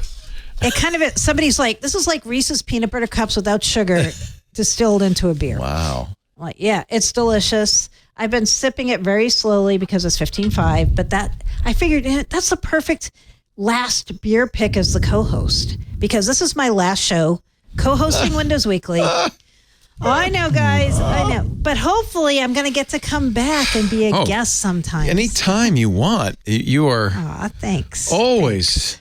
I don't know about that, Leo. Let's see how things go. Well, and until then, I'm going to Right. move the ceremonial picture over. And we're exactly. Gonna put it right there. Joe Belfiore will take over. Yeah, you'll be there. Yeah, underneath your I face know. is Joe That's Belfiore. okay. That's all right. Joe Yeah, B. the reason I have to leave this post is I'm starting a new job next week, full time. I haven't worked full time in 20 years at a job. I'm working for Directions on Microsoft, my favorite Microsoft analysis firm based in Kirkland. I'm staying in New York, and I'm going to be the editor in chief. I'm going to be the editor in chief. That's pretty good. I'm going to do fun content for them and help them get their content strategy together. And you're going to podcast with them, I'm sure. Yeah, I do like audio only podcasts with their analysts, because their analysts know all this stuff and it needs to be unlocked and brought to the public. So, perfect for that. Yeah. Perfect for that. We're going to cover only enterprise, no Xbox, only enterprise. That's the real reason. That sounds terrible. Are you sure? That's the real reason. I mean, do you want to think about that a little bit? Enterprise, licensing, all the topics near and dear to my heart and many IT pros. So come over to directionsonmicrosoft.com and watch what happens. Oh, well. Mary Jo, it's been an amazing 11 years. It is a different show without you. Paul and I both agree, and we've talked. I bring a civilizing influence to the show. I would resent that if it weren't so true. Yeah. I mean, you two have become it's been so fun. Such a team. I've learned so much about like public speaking and how to do podcasts. It's been fantastic. Yep. You guys have been great. Yep. Thank you. No song, please. I won't sing a song, but I do feel I feel like I need to say a few things here. I don't know what people see from the outside. I don't know if they understand our relationship or whatever, but many years ago we were rivals and didn't like each other, which is humorous now. Some of the cattiest things I've ever said in my life, I said about Mary Jo a million years ago, and I hate myself for it. But just in general, I would say that for me, the more you get to know people, generally speaking, the less likable they are. And that has not been the case with Mary Jo at all. And she's a big exception to that rule. And thanks. I just from a professional perspective, whatever I've done in life, honestly, I value our partnership more than anything I've accomplished. And we're going to be friends still. Like we're still going to talk. And we are friends out in real life, which is great because we've traveled together. You and me and my wife have traveled together, and we'll continue me and Stephanie to do that. Gang up on Paul constantly. It's like really awesome. It's fantastic. That part's if kind of iffy, but the but yeah, we'll continue that of course. And we will. I had I can't tell the whole story, but I had a real Grinch moment with Mary Jo several years ago when we were traveling, and she just told me something about her personal life, whatever. And I came home and I was talking to my wife's, I experienced something I'd never experienced before. And I came home and my friend's wife at the time was a kind of a self-described kind of self-help guru type person. I said, I just got to tell you, I had this feeling I've never experienced in my life before. And can I just describe it to you? And you could just tell me what happened because I felt really weird. And she said, after I told her what it was, she said, you experienced bliss. And I said, bliss? She says, yeah, it's just you just were so happy for someone else unselfishly. Oh. And I was like, oh. I'm like, okay. I'm like the Grinch, his heart grew 2 sizes, whatever. So that was my moment for, anyway. So I love Mary Jo and thanks. We'll be friends. We'll be friends forever, of course. I'm just sorry to see you go from the podcast, but I know thanks. You'll still be part of my life. So I will. And B. Jones had the perfect thing to say to all this in the Discord. Mm-hmm. He said, the boys only wear pants because you're on the show. So there is some truth to that. That's an interesting angle. I hadn't really thought about that. I mean, I do have my hand in my waistband the entire time, but okay, we don't need to know the details. We really don't. We call him Sweet Paul Thurrott. Yeah. Oh dear. No, you guys have made it so fun. And you know what? I'm going to be back to guests when you need a guest. Yeah. And you're like, you know what we need? We need some enterprise content. Call me. I don't know if we'll ever say that, but we will have you back. You might. Well, I will say that. I mean, we haven't. Paul and I haven't really. We've talked, but we don't really know what we're going to do. We're going to wing it for a little while. We'll have some guests come on, and we'll try different things. Yeah. Yeah. But it isn't. It's not the same show. It's hard. You can't replicate what we've done, and there's a chemistry that you can't invent. It has to be there, or it doesn't work. Yep. And agreed. It's hard. Those things are hard to find. So, and whatever. You're not really replaceable. The truth is, I hope we find somebody. I guess, but it's not really ever going to be the same. No, in some ways for me. It'll be a different show. Whatever. Yeah. You know what? It'll still be a good show. There'll just be somebody who isn't always going, guys, let's get back on topic and talk about the enterprise. That's actually one of the criteria. That is one of the issues. Yeah. For our next co-host. Actually, we do need a third party with a gong. Yeah, maybe that's the prerequisite. I could pass the gong on. It's fine. Yeah, it's impossible because we've looked at a lot of options. It's impossible to replace you, of course. But thank you for Thank you guys gracing for us with having your me. presence for 11 years. No, it's been Well, thank you for amazing. putting up with this. Yeah. I've Really, learned a I ton. mean- Like I said, amazing. So thank you. Thank you. It's all good. And you're going to see me on a show. You'll see me. And Srirachi's right here. He's like hunkered down. Good. He heard me talking and he's right here. Okay, I guess for All right, the dozers last and winners. time, it's time for me to say goodbye to Mary Jo Foley. New home, directions on Microsoft.com, where she's the editor-in-chief. I'll be back as that. And then we can talk enterprise and licensing too. Woo! Oh, be still my heart. Good luck in your you're not moving back to Washington State, though. You're going to get to stay where you are. I get to be remote, Good. which is great. Good. That's great. Do you anticipate traveling occasionally to do Yes, I in-person do. stuff? Yeah, nice. Yes, Beautiful I do. Kirkland, Washington. Very beautiful. Yeah. Well, maybe Lisa and I, when we move up there, we'll see. We'll have a place for you to stay when you come out and visit. How about that? Nice. Good. No more winners. It's just dozers now, Paul. Oh, boy. Yeah, that's all that's left. That's all that's left. We'll see you next time. Bye, Mary Jo. Oh, Bye, you guys. Bye-bye. See you soon. We'll see you again soon. Bye. Goodbyes are always hard. I feel like my kid's going off to college. Look, she just hung up on us. Oh, she's Jesus. She just like pushed the, she's like, thank God I'm that's done with good. those suckers. That's good. Boy, oh boy. I'm still teared up. The Mary Jo farewell. She's going to come back in the year 2023, not for good, but once in a while we will get a visit from her and lots of other visitors during Windows Weekly. But I have to say, I've been kind of enjoying Paul Thurrott, just au naturel, if you know what I mean. That's a bad image. Let's talk, believe it or not. Paul is if you follow Paul on Instagram, you notice he has music night every week. He and his wife will sit down, they'll listen to an album. Yeah. Wow. You're a music fan. Yeah. I grew up loving music. I don't know this for a fact, but I feel like one of the big differences between my generation and maybe younger generations is that we listen to music, that was current, obviously, but we also listen to music from, the 70s, the 60s, the 50s. And I feel like that's kind of been lost a little bit. Maybe I'm wrong. I hope I'm wrong. But we love music from almost all eras, I would say, or all eras, I guess. As our kids have gotten older, we've found music through them, which is very interesting. My daughter, before she went to college, would be downstairs taking a shower, cranking this music through her Sonos speaker down there. And there was one song I would hear, and I finally went down there and I said, what is that song? And it was like a song by Zayn, who used to be in One Direction. Oh boy. Who I used to make fun of because that was my daughter's favorite band at the time. And I called them One Dimension. So I'm not close to new music, or whatever. But anyway, I was fascinated, like a lot of people, when Peter Jackson did the Get Back documentary last year. Oh yeah. Wow. This year, Giles Martin, the son of George Martin, remixed yet again. They've been various remixes of the Beatles album, but he remixed Revolver using the technology that Peter Jackson's company created for Get Back, which separates discrete parts of audio into their own tracks, right? So 4-track recording was the norm back at that time. That's what they had. And if you needed more than 4 things going on at once, those things all had to be on one track.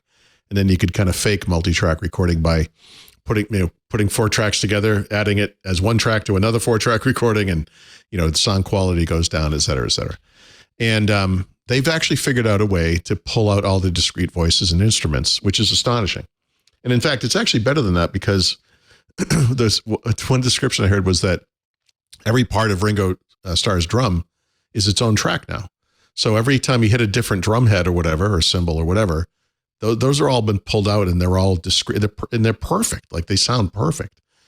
It was just one of the best descriptions I've ever heard. I don't know who said this. Said it would be like handing someone a cake, and then an hour later they come back with 3 eggs, a cup of sugar, a cup of flour, and whatever other ingredients. And they're like, here you go. Here. And it's like, that's impossible. You can remake it. But they've done it, right? It is amazing, isn't it? And I didn't, by the way, I listened to Revolver before I knew that. And I was just baffled. I thought, wow, this is great. Sounds so good. Yeah. Because the way the Beatles worked, they only had a 4-track, I think. It might have had an 8-track, but I think they only had 4 tracks. It was 4. So if they wanted to do more than 4 tracks, they had to do something called bounce them. So you would record an organ and record, you'd fill 3 of the 4 tracks with organ, guitar, and drum. And then you'd bounce it all down to the 4th track. And then that 4th track has the 3, but they're all mixed together. And now you have 3. But every time you do that, you lose quality, and you also echo and bleed through. Yeah, but on these machines, these are very high. They're running them at high speed. Yeah, they're good quality. So yes, you always lose a generation. But the problem is to remix that is impossible. You can't unmix now you have it. Multiple. Yes, right. The cake is baked. Exactly right. So because everything is bounced, they only have access to the last 4 tracks. And if they made bad decisions, which they often did with the Beatles, you would have everything kind of tilted to one side and one thing would be over on the right or whatever. Right. The best example, I wrote this in the article I wrote about this, but as a big fan of Van Halen, if you go back and listen to their first 2 albums, Eddie Van Halen is on one side and the rest of the band is on the other side. And it is awful. It's like the most awful mix. And I learned, this is probably obvious if you're into music. I just learned this literally this past month. When you go see a band live, it's mono. And the reason it's mono is it has to sound the same no matter where you're sitting. You can't have Eddie Van Halen only over there at a concert. You have to hear him everywhere, right?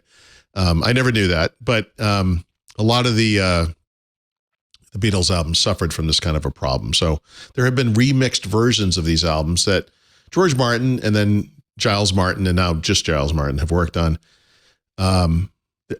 I think they're going to do the whole catalog over this way. I think they are. It started with the Vegas Cirque du Soleil show, that's Love. Right, Love. That's right. Which is the most amazing thing. If you've never seen it, it's great. The sound is perfect. Of course, it's a wonderful show, but it's all remixed. And you hear the songs as if you've never heard them before, and they're beautiful. What this is to me is the promise of spatial audio, but realized. Like spatial audio is kind of hit or miss. And you need, sometimes you need a special setup or headphones or whatever, but just with like a Sonos system like we have, there's these songs, even in the car, they sound great. But I mean, with like Eleanor Rigby, which is a full orchestra, incredible. You get individual violins going at different, vum, vum, vum, vum, and it's like, oh my God, it's in space. You can in that theater, which was purpose built for Love, there's speakers all around you, including behind in your seat. And so they're able to completely spatialize it. And it's in the round. So everybody gets an, it's an amazing experience. It's totally worth seeing. Oh, we've gone back twice now. We loved it. Yeah. This album, I've listened to this album like repeatedly, and there's all these like, not really outtakes, but like different versions of songs. One of the most like the silliest Beatles songs of all time, like Yellow Submarine, began as a sad kind of a dirge song with John Lennon singing it, by the way. And it's like, in the town where I was born. It was so weird hearing that. And it's like, oh my God, no, those alternate takes. It wasn't even rumored that this had ever happened. Yeah. Like no one even talked about this. Yeah. And this is, I go back and forth with Revolver Soul, but this is possibly their best album. Revolver's when they became the Beatles. They stopped being the 4 mop tops from Liverpool. Yeah. They went from being One Dimension to Zayn. They also, this was the point where they knew they weren't going to be touring anymore, right? So they were like, we're going to make the music we want to make. First of all, we hate touring, but the music we're making is the music we want to make is too complicated. We'll never have to make this live. For 4 people to stand on a stage and make it, right? So it's an interesting kind of synthesis of technology, right? Which is what we really talk about most of the time here, and music, which I also love, and not just like doing it because we can, but doing it because we want it to be as good as it can be. And this is, this is astonishing. Like it's astonishing. Yeah. It's just awesome. It's awesome. And if you've never listened to this kind of thing, or you don't really know that much about the Beatles, maybe, which, you're human, that's impossible. But do check this thing out. It's just so good. It's also mind-boggling. The ability that Apple Records has had to force me to buy new copies of those songs multiple times. The only thing I bought more often than different versions of Beatle music is different versions of Star Wars movies. Yes, I absolutely. It's unbelievable. 100%. I mean, I bought them when they came out. I bought them. We literally, in the past year, bought the remixed version of Let It Be. Oh yeah, the new out. Well, that's because I think we're hitting the 50th anniversary type of things, and we're getting. I have all of them. Everyone do that again now too. I love them, and it's always wonderful because, I thought after 1970 we were never going to hear new Beatles music, but when you're getting these outtakes, you're hearing it with a fresh ear. You're really hearing something different. You're hearing that's why Get Back is so incredible to watch them. It's amazing. Get Back. It's funny. I feel like there are two responses to Get Back. There's the people who are sitting there like, man, this is really long, and there are people like me who are like, I could watch this for the rest of my life. I've rewatched it. Yeah, I have too. And there, there's more of it, right? Eventually, there's going to be a longer. Yeah, there's more of it. The technology Peter Jackson came up with, because the film wasn't shot for their dialogue, it was shot for the music. So they never recorded the dialogue. So the technology he used is mind blowing. Yeah, they pulled it out. Yeah. Well, it's like that scene where John and in the teapot, Paul are right, and they have a microphone, and like they're purposely hiding their voices, and they can, because I think George had left temporarily, and they're like, what are we going to do? And it's this private conversation, which both camps Paul's still alive, obviously, and it's this.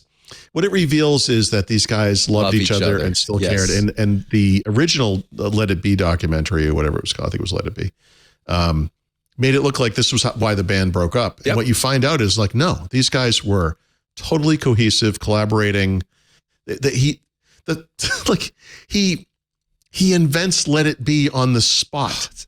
Like you see it. Oh, what the? Like it's amazing. Incredible. He's just and then he nails doodling around on the piano. Sings it. He just sings it like it's like that song and Eleanor Rigby are basically just Paul McCartney. Like it's let's just be honest. And dear God, is there a more talented person on earth? It's really amazing than this guy. I mean, but all of them, and even John at the time was deeply into his heroin addiction.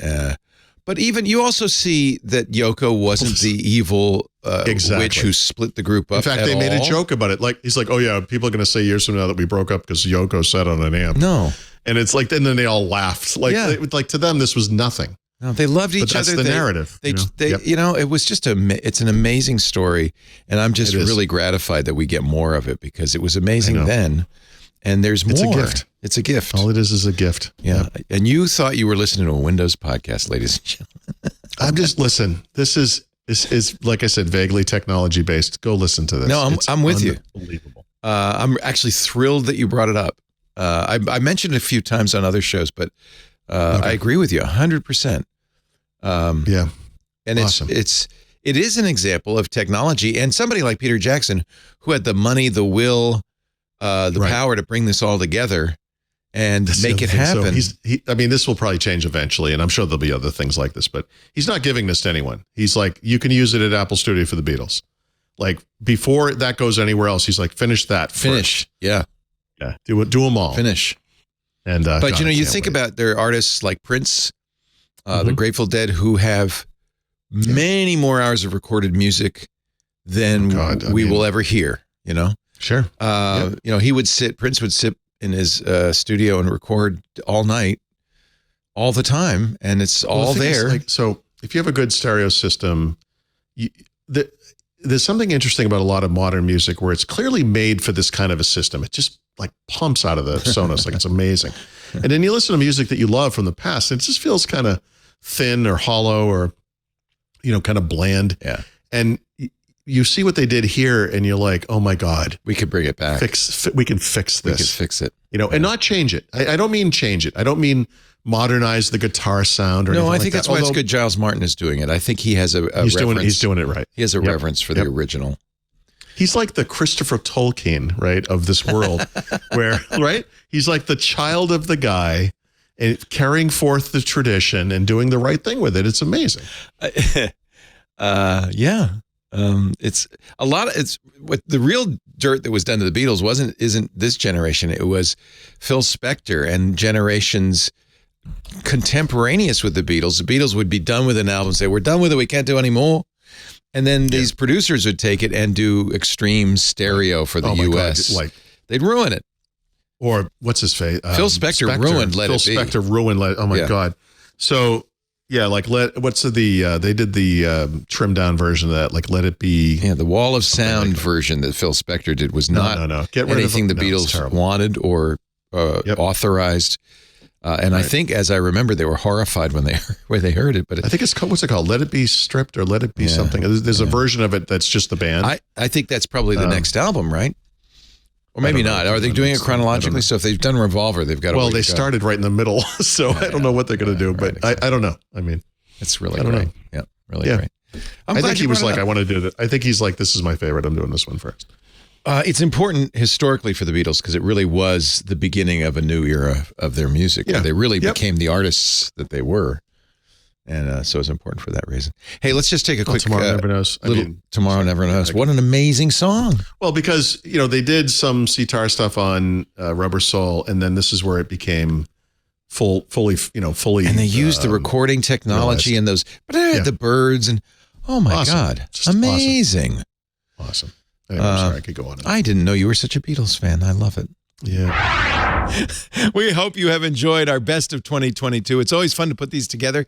Thank you, Micah Sargent, for doing a great job with this. All of our editors and producers, really, we should thank them all year long because none of this would happen without all the people who work so hard to bring you these shows. We decided to give them this week off, and I hope they're having a nice time. I hope you're having a wonderful last week of the year. We will be back January 7th with a brand new Windows Weekly and a brand new year. Happy holidays, everybody. Happy New Year. We'll see you in 2023. Bye-bye. Listeners of this program get an ad-free version if they're members of Club Twit. $7 a month gives you ad-free versions of all of our shows, plus membership in the Club Twit Discord, a great clubhouse for Twit listeners. And finally, the Twit Plus feed, with shows like Stacy's Book Club, The Untitled Linux Show, The Giz Fizz, and more. Go to twit.tv/clubtwit. And thanks for your support.